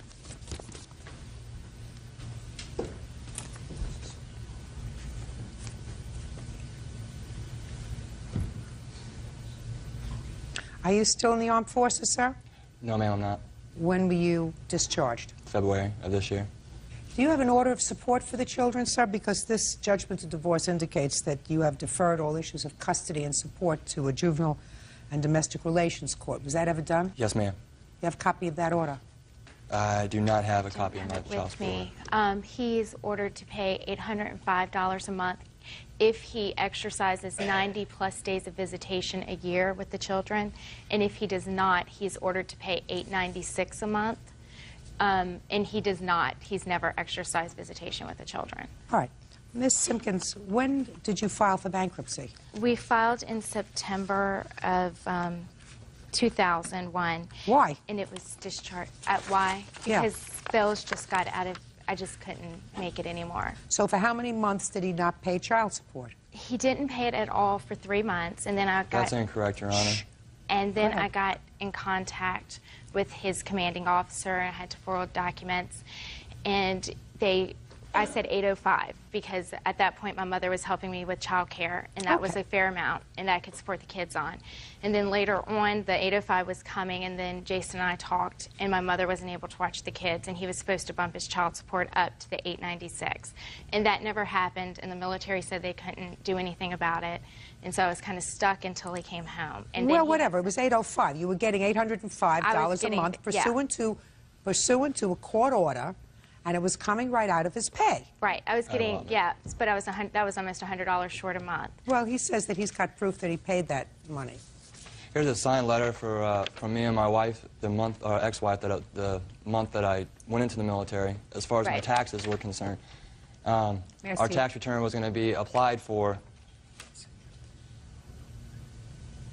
Then he still didn't pay after that. Well, it seems, Ms. Simpkins, that based upon this agreement that the two of you signed, this wasn't somebody who didn't pay child support. He paid child support, and when he was going into the military and there was going to be a hiatus, the two of you made an arrangement, whereas his tax returns were going to be split. You were going to get so much money, and he was going to get so much money on the returns. It's not as if he was a deadbeat. No, so I find that your excuse that it was his fault that you filed for bankruptcy somewhat disingenuous. Well, that was for a previous. I mean, after he went in and that money was applied, there was still no child support until I hunted him down. You don't have to hunt him down. What you have to do is you have to apply for your allotment. That's what you do. He had told me that he was going to Fort Bragg. Yes. He didn't go to Fort Bragg. Well, who do you think that he has the ability to say, I want to go to Fort Bragg? Well, no, but they told me that's where he told me that's where he was going to be stationed. Maybe that's where they told him he was going. You think he was trying to fool you? Yes. You think he was trying to fool you? No. When I went away for basic training, Your Honor, I was going to Fort Jackson, and that's where I told her it was. And they found I was colorblind. I couldn't go. Listen to me very carefully, madam. You may have filed for bankruptcy, and between you and the creditor who you owed money to on the car, the bankruptcy court relieved you of that obligation. However, you have a judgment of divorce. Right. You agreed to accept sole responsibility for the car. Yes, ma'am. Your judgment of divorce provides that if you don't do that, you are to indemnify him. Make him whole. Because it's your car. Where's the car, by the way? We turned it in. I turned it into the car. When did you turn it in? Oh, gosh. I want to say September of that year. September of what year? 2000. And when did you file for bankruptcy? Not until 2001. So if you turned it in, you turned it in at the exact same time as you were divorced. And then all you wanted to do was clean your slate. So you turned the car in and you obligated him at the moment that you got a divorce. No. Yeah, you did. No. Sure you did. That was slick. Oh, that was slick.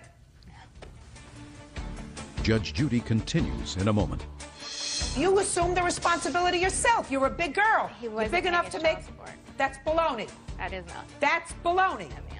And later today... I don't care whether they're divorced or not. If she were the custodial parent and he came to me and said, well, we're not divorced yet, so I'm not paying for anything, I would wipe up the floor with him.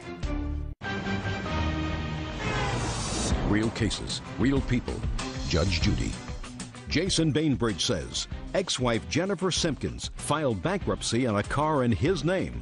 Jason says the creditor is making him responsible for payments. Why didn't you consent to him having both cars in the judgment of divorce? Because the divorce was bad and messy, and it was just... Why didn't you say, here, you take both cars? Maybe you can sell them, maybe you won't get stuck with it. Instead, he's singing along for a year thinking you've got the car, No, you're he making knew. payments. No, he knew. You're making payments on the car. Right. You're making payments on the car. He's making payments on the other car, I assume. No, 'Cause there were that car, two he cars. turned that car in for repossession as well, so he wasn't making payments on that That's not true, Your Honor. My father actually paid it off. after it was repossessed. So somebody paid it off, so somebody got it off his credit. Well, that's what your parents should have done with your obligation. No, it's not their job. It's not his job. You assume the responsibility yourself. You're a big girl. He You're wasn't big paying enough his to child make... support. That's baloney. That is not. That's baloney. No, ma'am. How much did you owe on the car? According to them, it's $4,353.10. Let me see it. And that will clear your credit? Yes, ma'am. Have you called them with regard to settling this account? Yes, ma'am. Sir, and what do they say it will take to settle it? Just the $4,350, what's stated on that piece of paper. Judgment for the plaintiff in the amount of $4,353.10. Madam, you have to be a grown-up. You obligate yourself to do something, you have to do it. That's all. Parties are excused. You may step out. It was World War III. We didn't get along very well, but she needed to take care of her end of the obligation. He left a lot of times, and I changed the locks, and that was it. This is only one of many things that she maliciously did to me. There was other women involved. I can't buy a house. I can't get a car. I got to get judgment on my credit, so now I got to get an attorney to get that off my credit. For our children, he doesn't bother with them now, so I don't think he'll ever be a major part of their life. It's been an everyday occurrence as far as her trying to get her payment on the vehicle. I'm glad it's finally over with and justice is perfect. And now the next case. All parties in the matter of Tarter versus Hughes. Step forward, please. Bus driver Catherine Tarter is suing her estranged son-in-law, 25-year-old salesman Donald Hughes, for the cost of a trailer. Donald says Catherine is angry about his pending divorce from her daughter. Miss Tarter, the defendant is your soon-to-be ex-son-in-law. And Yes. according to your complaint, he owes you some money for a trailer. Is that right? Yes. The defendant says he's paid you a substantial amount of money for the trailer, doesn't owe you any more. You have the motorhome that went with the trailer. He doesn't have it in his possession. It's not on his property. I assume this is your daughter? Yes. How long have you been married? 4 years, Your Honor. You have children? Yes, I do. How many children? I have a year-and-a-half-year-old daughter, and then I had 2 sons that came with the marriage that are still dear to me. And who does that child live with? I have sole custody. Is that after a hearing, after a trial? Yes. Does their mother have visitation with the children? No, she does. She has 2 hours supervised visits a week. Does she exercise the visitation? Sometimes. Prior to the divorce, did you have a reasonable relationship with Mr. and Mrs. Tarter? Yes, I did. Is that right? Yes. How many children do you have? I have 2 girls. How many grandchildren do you have? 3.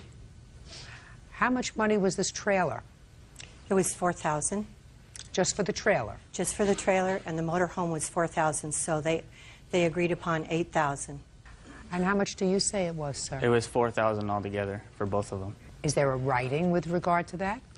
We had a verbal agreement. Is there a writing with regard to that, is my question. No.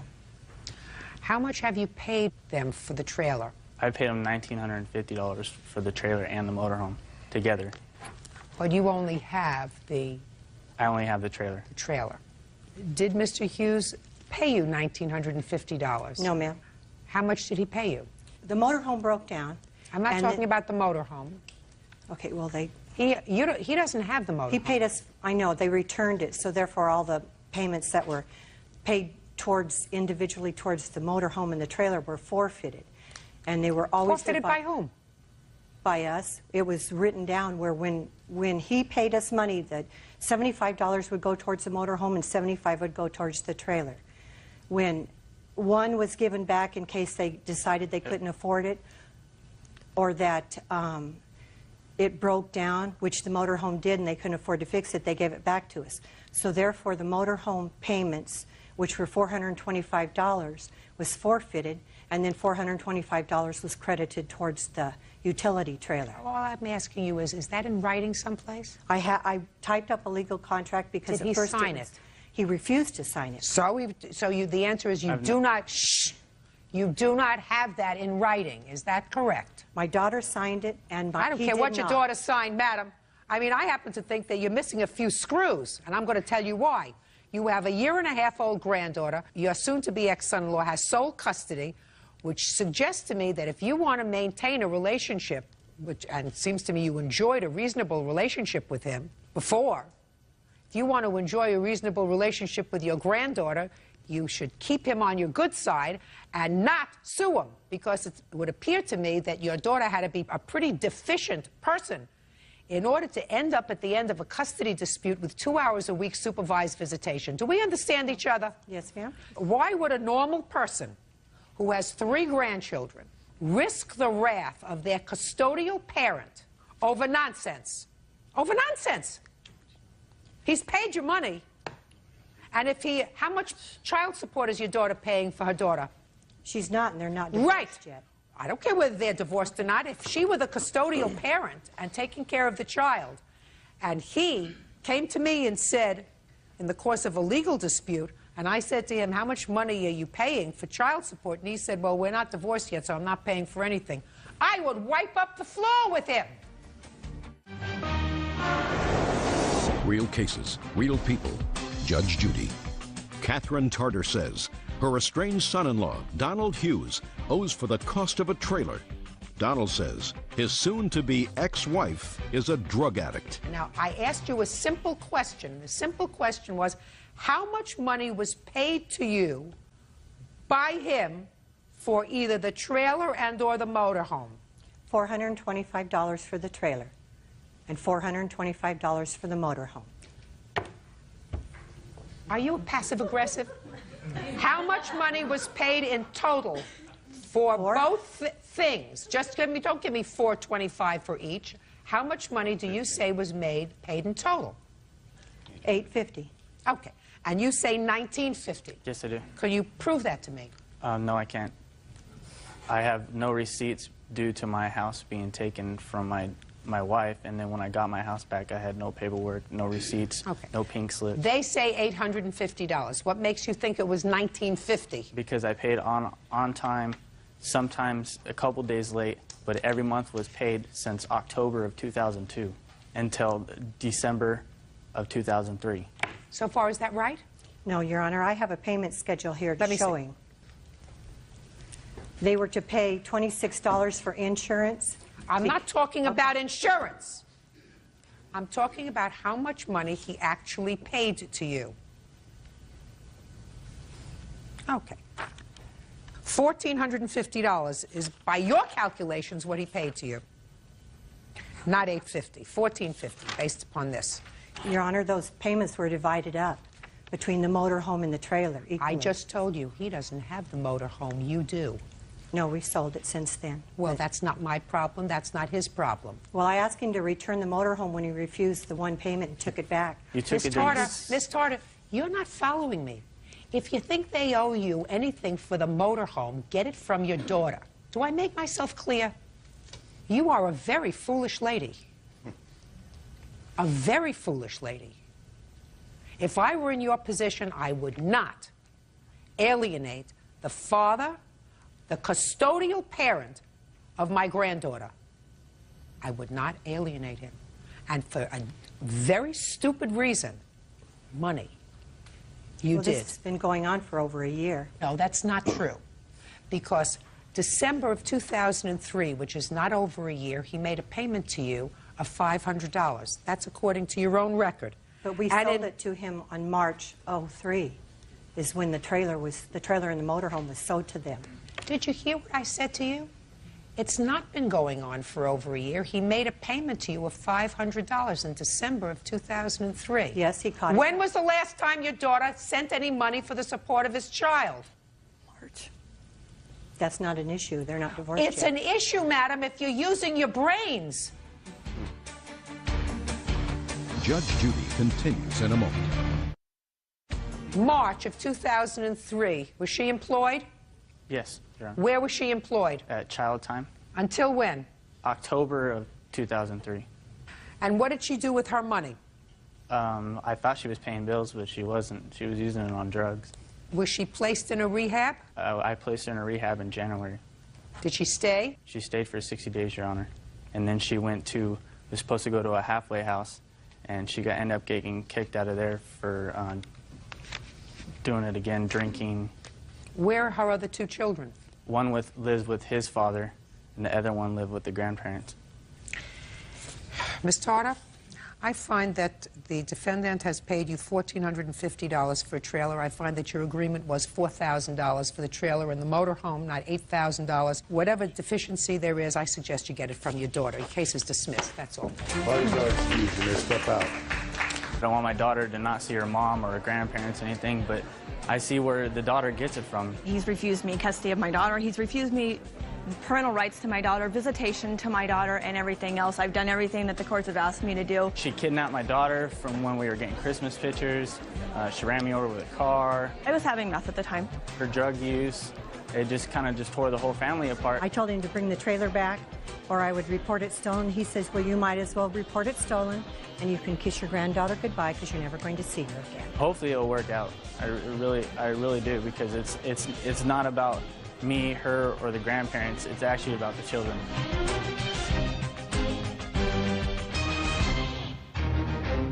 Versus Natterzad. Parties have been sworn in, Your Honor. You may be seated. Folks, have a seat. Mr. Pierce, is this your daughter? Yes, ma'am. And who is this? My name's Emily Natterzad. Okay. What's your first name? Alexandra Pierce. Alexandra, I'd like you and Emily to cover up your shoulders. We're not at the beach. Thank you. Here we go. According to what I read, Mr. Pierce, your daughter was using your car, and at some point, the defendant's son drove your car. Yes, Your Honor. Now, he drove the car, at least for a moment, with your daughter's permission. But then, according to you, he exceeded that permission and burned out the clutch, causing serious damage to that thing which you have over there, which I'm not even going to try to understand. That is correct. What is your name? Noah Natterzad. Now, Noah and his father say that he had your daughter's permission, and there was no way that he could have caused the kind of damage that you say he caused. So, Alexandria, they call you Alex? Yes. Alex, where were you, and when did this incident take place with Noah? It was on May 12th. I was driving to her house, and from driving to whose house? Emily's house. I arrived at her house, and Noah came out from the garage and said, "Alex, you're parked wrong. Do you want me to repark your car?" And I said, "Sure, just simply." What time was this? Probably around 12 or 1 o'clock. In the afternoon? Yes. Why didn't you go out and park the car yourself? I don't know. I trusted him. I've known them for like 7 years. I mean, I didn't know he could damage it by just simply turning it around. If you've known him a long time, you know that he's only 15 years old. No, I didn't know that. He had taken Emily's car in the past and gone and gotten us food and stuff like that. I've seen him drive her car before. Okay, so you handed him the keys to your car? Yes. Just to repark the car, though. Mm-hmm. Then 20 minutes later, he comes back. Go ahead. And I was thinking, oh my gosh, where is he the whole time? And so I run outside, and the car stinks. It's smelling of like some really pungent, awful smell. And I figured, oh, what a dork. He just probably drive with the parking brake on. And I asked him, I said, "Noah, what'd you do?" And he just like ran back into his little computer thing and didn't answer me. So we ended up taking her car and going to the mall. And then we come back at around 10 o'clock, and the car still smells really, really bad. So I figured, oh God, there's obviously something wrong. So I tried to get in my car, and I tried to do the clutch thing, and there was no power at all. And the dad was in the garage trying to fix something, and I passed by him, and I went in the house, and I said, "Emily, you know what? The car's not working at all. Something's wrong with it." What kind of car is this, by the way? An Audi TT. Go ahead. So she's like, "You know what? My brother is such a jerk. He's like, I promise you, if you did anything wrong, we'll pay for it." And I was like, "You know what? Yeah, I hope so. I promise you," she said that. And then we walked back outside. She's like, "We'll talk to my dad. He's really good about cars." So we talked to her dad, and he tried to drive the car, and he saw for himself that the car was not working properly. You could not even hardly move the car. So he got behind the wheel of your car? Yes, he did. Okay. And he tried to drive it? Yes. Is that right, sir? Somewhat. Don't tell me somewhat. Did you get behind the wheel of her car and try to drive it? Then just say yes. Yes, I did. Good. So that means that she complained about the car immediately, right? Right. And I had said to him, I said, that early that day, Noah drove my car, and I drove here, and the car was perfectly fine. Then I got back, and it didn't work at all. Fine. Now, Noah, Yes. you know who I am, right? Yes. And you know the one thing you don't want to do is say anything that's not true here. Because if you do, it will be the sorriest day you've seen in your 15 years. Yeah. You believe me, don't you? Yep, I do.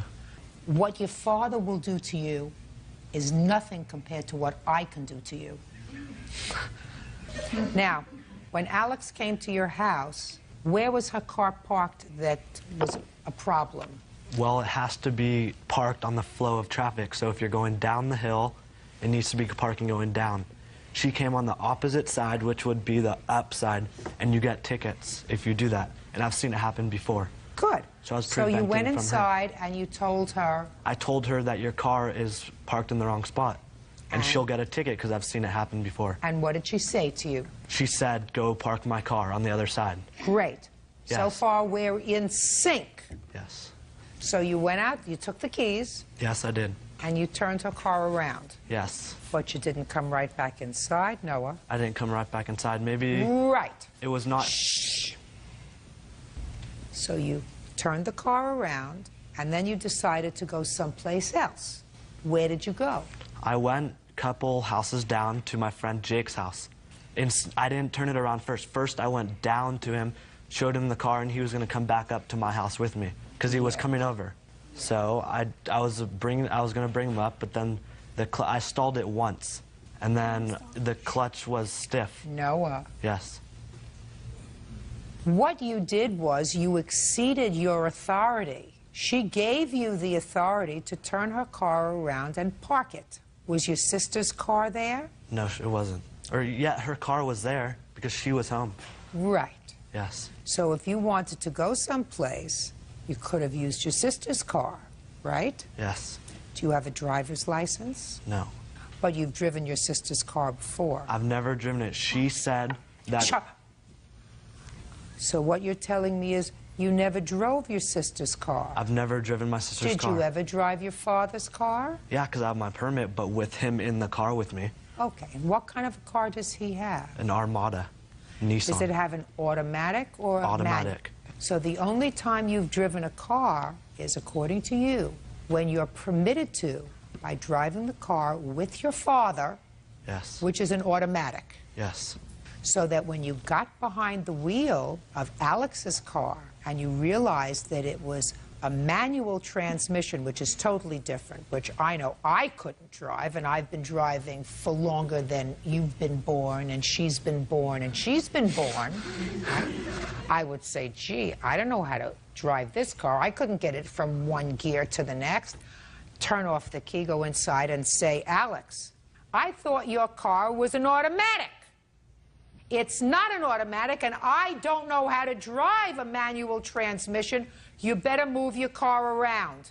But I have friends who drive manual, and it's a guy's thing to know that if it's like It's a guy's no, thing? I'm just saying Is that what you're telling me? it's like It's a guy's thing? You're born with that. You know how to drive manual. Is that what you're telling me? No, Well, it's I a told common- you. I told you. You don't want to look like an idiot in front of your sister and your father and 10 million other people. Judge Judy continues in a moment. Once you took it and it exceeded the permission she had given you, you stole it. Let me tell you, don't shake your head no. I'm telling you yes. And later today, You sold a used car to friends. Well, frenemies, yes. What did she say? Frenemies. Friendemies? Yeah, I was kind of making a joke. Only Bird makes jokes here.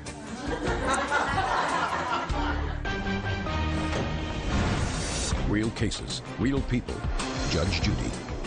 20-year-old Alexandra Pierce says her former friend's little brother, 15-year-old Noah Naderzad, burned out the clutch on her 2000 Audi TT. Now, what you're telling me is you never drove a manual transmission except for her car. Yes. Do you understand now where your problem is? I understand what my problem is, yes. Good. This is your problem. Actually, I have something to say. Now that I remember, she has let me driven her car before. She has let you driven her car before? She always does. She's given like 2 or 3 times before. Just a second. So, Noah, so what you're telling me... Yes. What you're telling me now is you lied to me a moment ago when you said that the only time you were behind the wheel of a car was when your father took you out pursuant to your permit in his car, which is an automatic. So you lied to me. Yes, ma'am. Huh? Yes, ma'am. Look over here. Yes, ma'am. And you lied to me when you said that you would never drive a car without somebody's permission. I would never drive a car without... She always gives them. Oh, that's stealing. No, listen to me. Yeah. But you did, because Alex gave you permission to turn her car around. Once you took it and it exceeded the permission she had given you, you stole it. Let me tell you, don't shake your head no, I'm telling you yes. That's the law. Let me give you an example that maybe you'll understand better. If you go to a parking lot and you hand the keys to your car to an attendant, and the attendant in the parking lot takes the keys, like you did, and the attendant takes your car to Bayonne, New Jersey, and wrecks it, have you stolen that car? Yes. I am taking the keys, and he was supposed to park the car. He didn't take the car. He took it out, picked up his girlfriend, and went out for dinner to a fish restaurant in Bayonne. That's stealing. Do you understand that? Yes, but you can I just explain stole something? the car as soon as you did anything other than turn it around and park it. Can I explain something real quick? Yes. Okay. It's getting better. On the way to turning around the car is where my friend lives. You're lying. You're making it up as you're going, because you just said to me a moment ago, before I turned the car around, I went to see my friend who lives a couple of houses down. Let me see what you wrote here in your answer. All right. Actually, that was my I'm answer. speaking. That was my answer. I am speaking. I know, but that was my answer. Well, I assume you didn't make it up out of your pants, sir. I assume you got the information from your son. I don't So usually then, do that. good. So then be quiet. You said he went down the street to pick up a friend and had trouble driving the car because he doesn't know how to drive a stick shift very well. And the car kept stalling. That's what you wrote. Right. Okay. As soon as he exceeded the authority that she gave him to turn the car around and park it, your son stole the car. And anything that happens to that car while he has it, which is clear to me, trouble happened to that car, because immediately she said, could you please help me with this car? You got behind the wheel of the car that day. You tried to drive it yourself. Your excuse is that it's not possible for him to have damaged the car during that period of time. You now have the burden of proof. Prove to me that he didn't damage the clutch. Okay, well, first I'd like to start with... Start with nothing. No. Start with exactly what I said. Are you going to allow me to set my case or not? Start exactly... Are you going to allow me to set my case or not? Start with exactly what I told you. What? I've said to you, he stole that No, by that is law... not true, because there was no parameter for what she told him to do. Listen to me, sir. He already testified that he went inside... Because you're not letting him finish. I'm speaking. Yeah. He already testified that the reason he went inside was because she was parked the wrong way on his street, that he went inside and said, you parked the wrong way, and she said, would you turn it around for me? That's what he says. Now, just get to my point, which is... I will get to your point as soon as you allow me to set my case. Good. Okay? Is Judge, that fair? Mr. Nazareth, let me tell you something. You don't run this shop, sir. No. I run this shop. Right. And unless you're going to get to the point, which is, you have to demonstrate to me that in the time I need a fair chance, though. Sir, can I see the cost of repairing the clutch on the car? Going to give him a quick lesson in responsibility. And if you are the person from whom he's learning responsibility, he's in serious trouble. Because when you do something wrong, you're supposed to accept responsibility, put a period, and move on. Your son did something wrong. You accept responsibility and you move on. Judgment for the plaintiff in the amount of $1,624. That's all. I think someone who's an adult should not give a key to a minor. He just obviously took advantage of the car and redlined it a million times. We'll never be friends. She's done this before. It's just the type of person she is. I didn't want our friendship to end up like this, but obviously it did, and I feel bad for Noah. And now the next case. All parties in the matter, Pounders versus Mansour. Step forward, please. 28-year-old student Sarah Pounders is suing her former friends, Tamara and Michelle Mansour, for the unpaid balance on a Saturn SL1. The couple claims Sarah forgave the debt. Miss Pounders, you violated one of my first rules of life. You sold a used car to friends. Right? Well, frenemies, yes. What did she say? Frenemies. Frenemies? Yeah, I was kind of making a joke. You know how friend and enemies, the word together is frenemies. Frenemies. Only Bird makes jokes here. Real cases, real people. Judge Judy. Sarah Pounders claims former friends Tamara and Michelle Mansour conned her out of a Saturn SL1. Okay, when did you sell them the car? On March 4th of this 2004. What kind of a car was it? A 1997 SL1 Saturn. Car that you liked? Yes. Thought it was a good deal? The deal was good. It worked out good because she would let us make payments, and we were in the process of buying a house, so it worked out really good. So it was a good deal? Yes. So why didn't you finish making the payments? Because Oliver and me used to be That's Oliver. Correct. We used to be really good friends, best friends for a while, and I used to live in the same apartment complex as Sarah. They ended up being friends, they were dating for a while, and then they broke up. And then in between, when I saw Sarah on and off, she would always say, oh, I miss Oliver, I miss Oliver.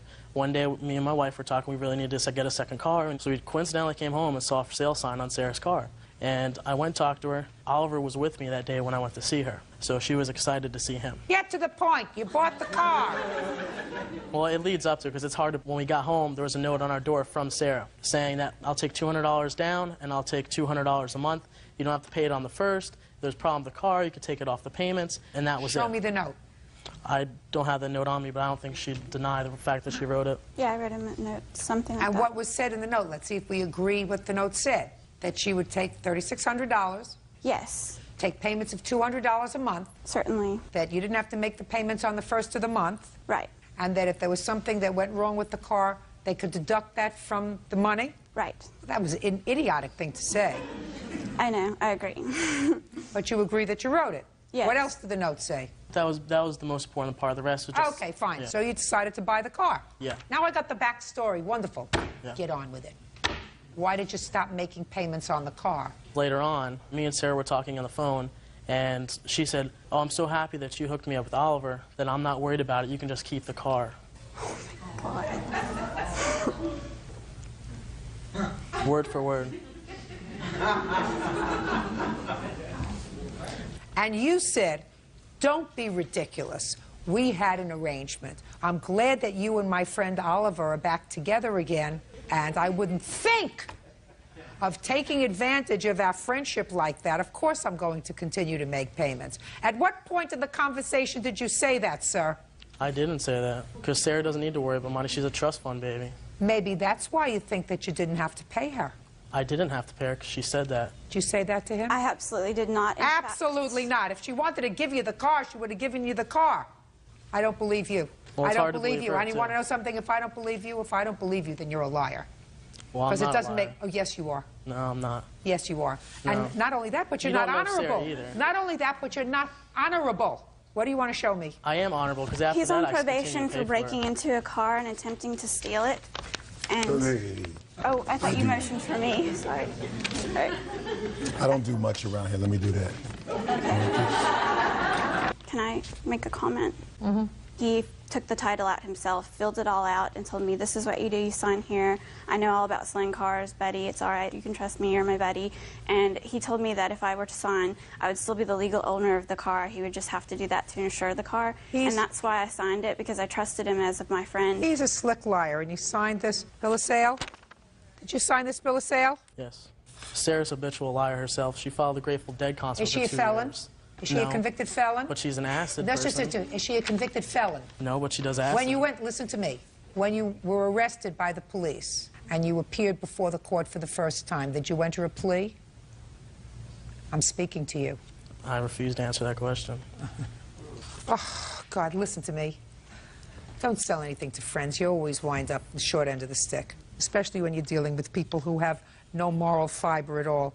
Judgment for the plaintiff in the amount of $2,900. Thank you. She thought that she wanted to get all the money up front because her mom threatened to take her trust fund away from her. No, that's not true. I don't ever want to speak to her again. She's just a habitual liar. I hope she got what she wanted today. Hammer did it to himself because it wasn't my choice to make Oliver not his friend. But I'm not a liar, I'm not a habitual liar. Even after she said that, I still continued to make payments on the car. The habitual lies, it was just too much to take.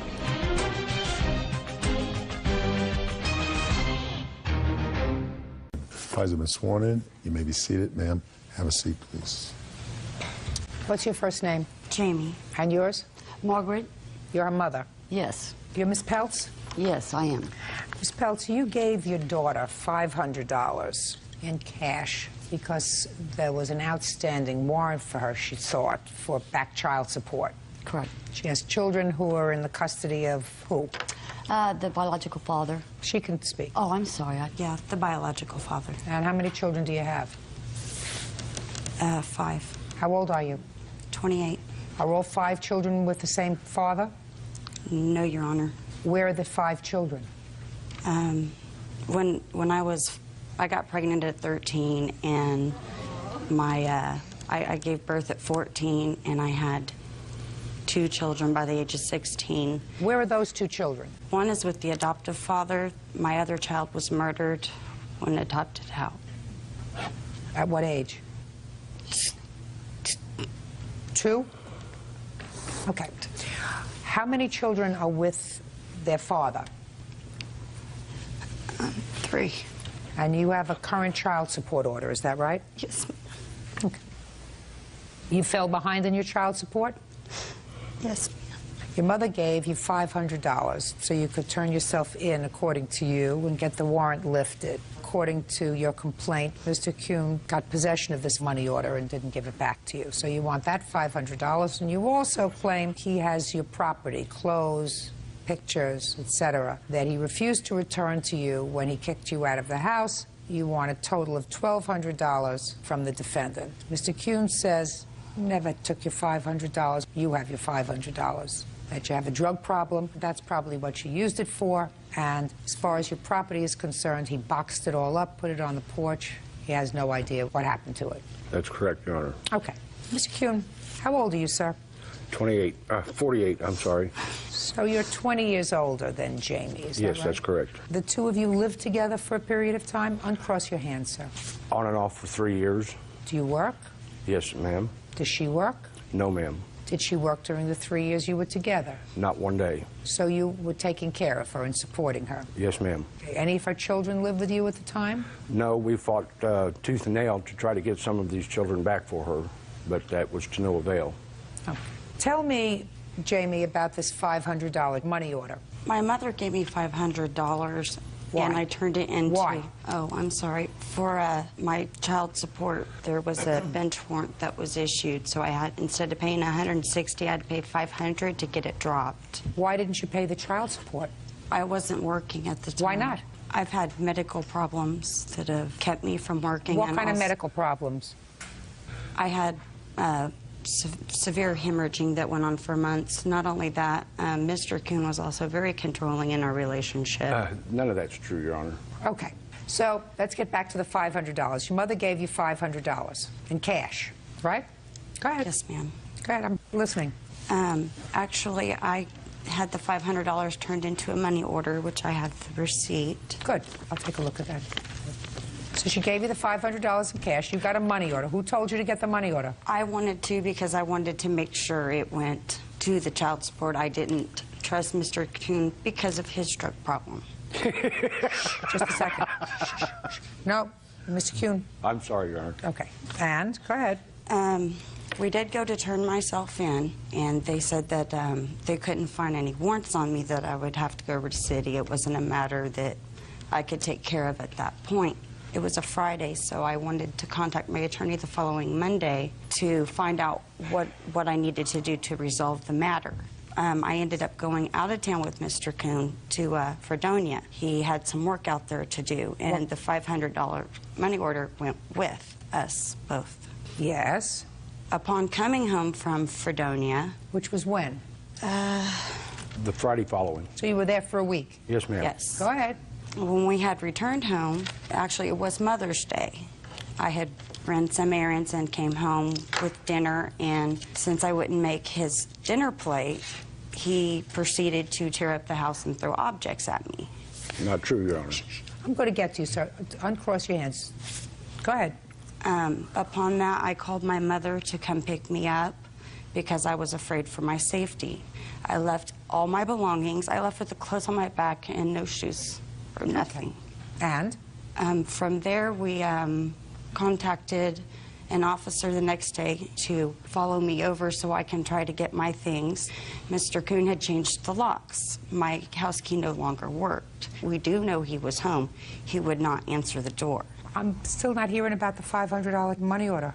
Mr. Kuhn was in possession of it. He told me he would not let me have it, that he didn't trust me, that he would return it to my mother. When did he tell that to you? We had a huge fight in Fredonia, and I asked for it back. What was the fight about in Fredonia? I do not recall what the fight was about. Do you recall? Yes, ma'am, I do. Want to tell me about it? The fight in Fredonia was about the fact that she wanted to cash the money order and spend it to buy pills from a friend. What kind of pills? Lortabs in specific. What are they for? They are painkiller. They're Lortabs, Oxycontins. This has been a prevalent problem throughout the entire relationship. Judge Judy continues in a moment. Listen to me. If you don't want to be controlled by somebody, whether it's this man or your mother, you get your behind out of bed and you go and get a job. Real cases, real people. Judge Judy. Jamie Cadell says ex-boyfriend John Kuhn stole her money order and won't return her belongings. John says Jamie used the money order to buy drugs. Okay. You have a drug problem, Jamie? In the past, I did, yes, Your Honor. Well, in the past, I mean, you're talking about yesterday, a month ago, 6 months ago? I've been clean for a month and a half, Your Honor. Prior to the month and a half, you've had a drug problem. What kind of drugs? Lortabs and meth, which John actually introduced me into. But you've been with him for 3 years, according to him. Is that right, off and on? About that, yes. But you lost your children way before that. You lost your children as a result. When I was very young. You weren't very young. You were 25. According to you, you're 28 years old. No. Listen to me carefully. I'm talking about the 3 children that are with their biological father at this point. Okay. You visit with them? Is not an answer. Do you visit with them? The answer is either yes or no. Yes. When? Right now, it's been suspended. Okay. Has it been suspended because of your drug use? Yes. Yes, Your Honor. I mean, I was a family court judge, madam. They don't preclude a parent, especially a mother in family court, from seeing her children unless there's a serious problem. So in Fredonia, when you were there with Mr. Kuhn, you had a fight. You said you don't remember what it was about. Mr. Kuhn says that you wanted to buy pills from a friend of his. So if you don't remember what the fight was about, I have to assume that he's telling me the truth. Your Honor, he needed $50 because he had not gotten paid on his jobs. I told him he could use $50 out of the money order for food for us. He promised to pay me that back when he got paid on this job. It was not for drugs. Ms. Kuhn, you were not working over the 3-year period, so I assume you were being supported, the two of you, since you were living together somehow. Were you being supported because Mr. Kuhn was working? Working, but he was also very controlling. I don't care about controlling. He was working. Off and on, Your Honor. And that's how you supported yourself? Yes, Your Honor. Oh. And my mother. What happened to the $500, sir? I honestly don't know. The last time I saw the money order was on a Thursday evening in my wallet, and by Friday it was gone. Where were you with it? Were you in Fredonia at the time? We were in Fredonia at that time. Now, you drove back when, sir? On Sunday? Late Friday evening. You drove back together? Yes. Did you ask her about it? Yes, I did. What'd she say? It was none of my business. It was her money. She could do with it what she wanted to. It's what she told me. What happened on Sunday when you got home? Saturday, she slept all day, which was something that I was accustomed to. Sunday, about 5 o'clock, she woke up. We had purchased Mother's Day cards for our respective parents, and my mother's in a home. She's disabled. And I told her, my mother's not going anywhere. Get off your butt. Go see your mother. Give her your card. Take care of some things. I gave her $25 and told her to bring home some supper, since I obviously wasn't going to get any other way. 4 hours later, she showed up and she was high. She had cold fried chicken, 7 pieces of cold fried chicken, and said that they had cheated her out of the the mashed potatoes, corn, or whatever that was supposed to go with it. I had been working at the house. I live on 3 acres, and I had grass to cut. And I was hot and I was tired, and she told me to fix my own damn plate, threw the chicken on the table, at which time I told her she needed to call her mother because I wasn't going to put up with it any longer. As far as her being in fear of her life, I don't know what that's about. She called her mother, and I told her mother over the phone she needed to come get her daughter, that I was through playing this game. Did she come and get her? Yes, she did. Okay. She came straight away. Ms. Peltz, either on Sunday or Monday, did you go to Mr. Kuhn's house to pick up your daughter? Yes, I did. Okay. And at what time? Don't speak. It was roughly probably around 5:36 in the evening. And when you got there, was your daughter inside the house or outside of the house? She was outside the house. Where was she outside of the house? Across the street at a convenience store. And she got into the car and you left? Correct. When was the next time you went back to or telephoned Mr. Kuhn? The day after we wanted to go get Jamie, my daughter's belongings. When I picked her up, all she had was the clothes on and no shoes. She wanted her court papers and her clothing and her personal belongings, which are pictures of my grandchildren. Okay, so she wanted her clothing and some photographs. Yes. And what happened when you got there? He wouldn't answer the door. Okay. Do you have her clothing, sir? No, ma'am, I do not. What did you do with it? They called me repeatedly on Monday, made threats, so on and so forth. On Tuesday the 11th, I called them and I told them about 7:30 at night that I was leaving and I would not be home for an entire 24-hour period, that their clothes Who did you speak to? I spoke twice to their answering machine because they know my phone number and they never answer the phone when I call. That's just their way they do things. You put her clothes outside. 2 bags of clothes, 3 boxes of court papers that were generated from my computer at my expense anyway, but they were her court papers. Nevertheless, she got them. There was a few pictures, an 8x10 and a little bitty photo album about this big of snapshots. This person here happened to be there when I stepped the clothes out and made the first phone call. Oh, really? Step up. Tell me your name. Linda Gordon. What were you doing in Mr. Kuhn's home? I'd gotten off work at 6 o'clock that evening. My boss had asked me to please go talk to him about getting him to come down and do some work on our beach bathrooms. How do you know him? I used to be an employee of his years ago, and we then became friends. Anything more than friends? No, never. Tell me about what you saw and heard. When I'd gotten out there, I went out there, was going to speak with Jamie and John, because I had been visiting with them anyway, and see their new house. I hadn't been out there yet. And when I got there... So you knew Miss Cadell as well? Yes, ma'am. When I got there, John was in the middle of, packing some things up, and I had asked what was going on. He said she was leaving, and he would be more than happy to come in and give that bid, but he had to get this done first. I actually helped him pack some things, and it was approximately 7:30 to 8 o'clock or so when he did call and say he had packed them, put them out back in a breezeway in a little alcove so they wouldn't be bothered by the weather, and I proceeded to go back into Wichita. He said he'd meet me there. Is there a key that's required to get into the breezeway? No, ma'am. No, ma'am. And you heard him make that phone call? Yes, ma'am. Is the breezeway shielded from the street so that you don't see it from the street? You cannot see anything from the street. It is a garage breezeway behind the house. There's no way it can be seen. Nobody knew the clothes were there except her and I.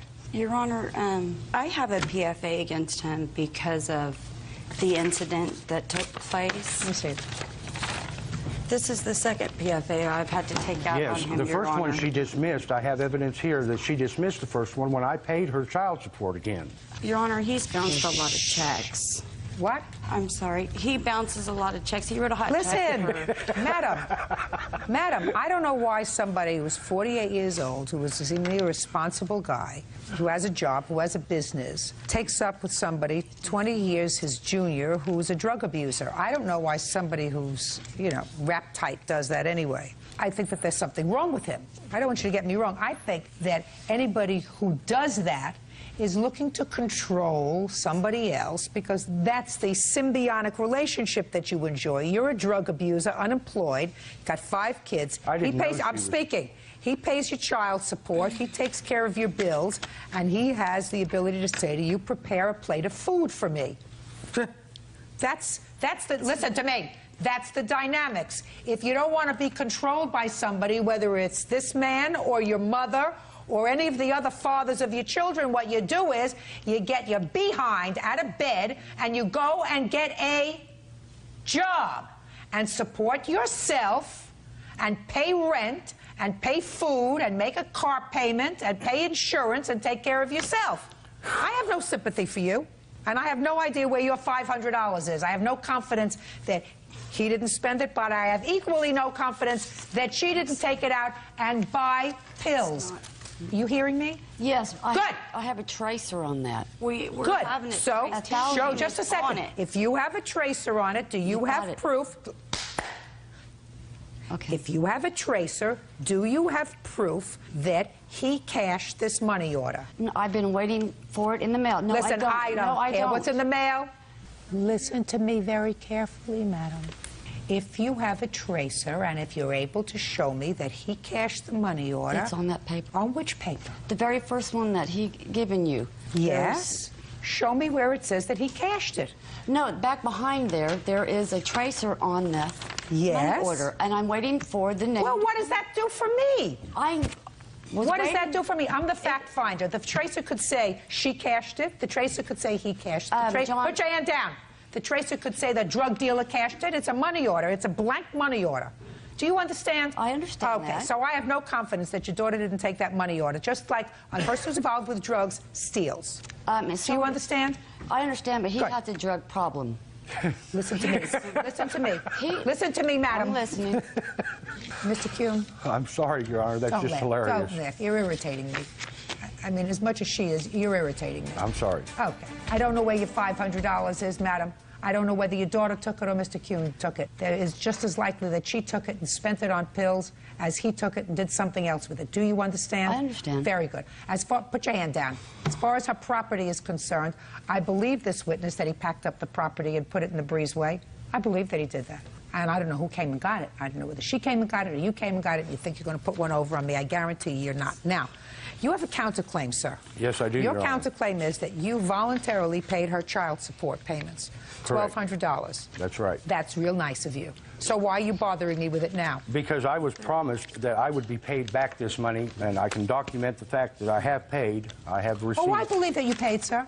I believe that what you were doing is you were supporting Jamie. I was and keeping her out of jail. She went to jail 5 times. Listen to me, Mr. Kuhn. All you have to do is... All you have to do is say, I'm leaving. Do you understand? Or you're leaving. Do you understand? I did. That's all you have to do, which is what you did. But then you can't come to court and sue for money. You paid her child support because you were living together and enjoying her companionship, whatever that was. You don't come to court and sue for it now. Do I make myself clear? You knew she wasn't working. You knew she had no capacity to pay you back. She was supposed to get a job. Well, she didn't, and she didn't in 3 years. That's correct. Right, good. So your counterclaim's dismissed. She was not alone. And I have no clue what happened to the $500, so her claim is dismissed. That's all. Excuse me, step out. I'm sorry that she's so upset.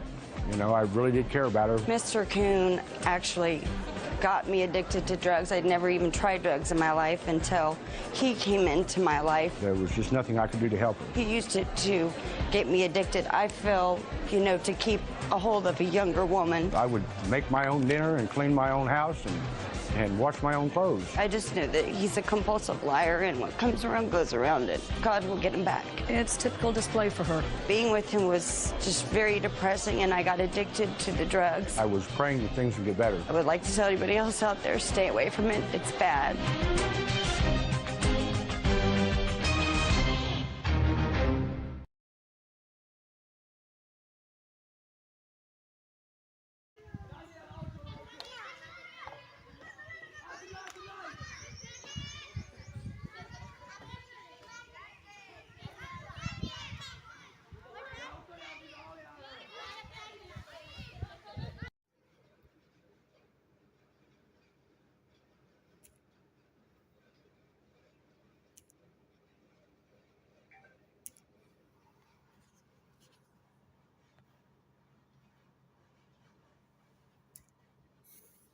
अस्सलाम वालेकुम ਇਹਨਾਂ ਦੋਨਾਂ ਦੇ ਵਿੱਚੋਂ ਇੱਕ choose ਕਰ ਲਓ ਉਹ ਨਾ ਉਹ ਜਿਹੜਾ ਦੂਸਰਾ ਉਹਨਾਂ ਉਹ ਨਹੀਂ ਲਗਾਉਣਾ ਕਿਸੇ ਕੰਮ ਦਾ ਨਹੀਂ ਹੈਗਾ ਜਿਹੜਾ ਤੁਸੀਂ ਹੁਣ ਤੇ ਕੰਮ ਨਹੀਂ ਇਹਨਾਂ ਦੋਨਾਂ ਦੇ ਵਿੱਚ ਚੂਜ਼ ਕਰ ਲਓ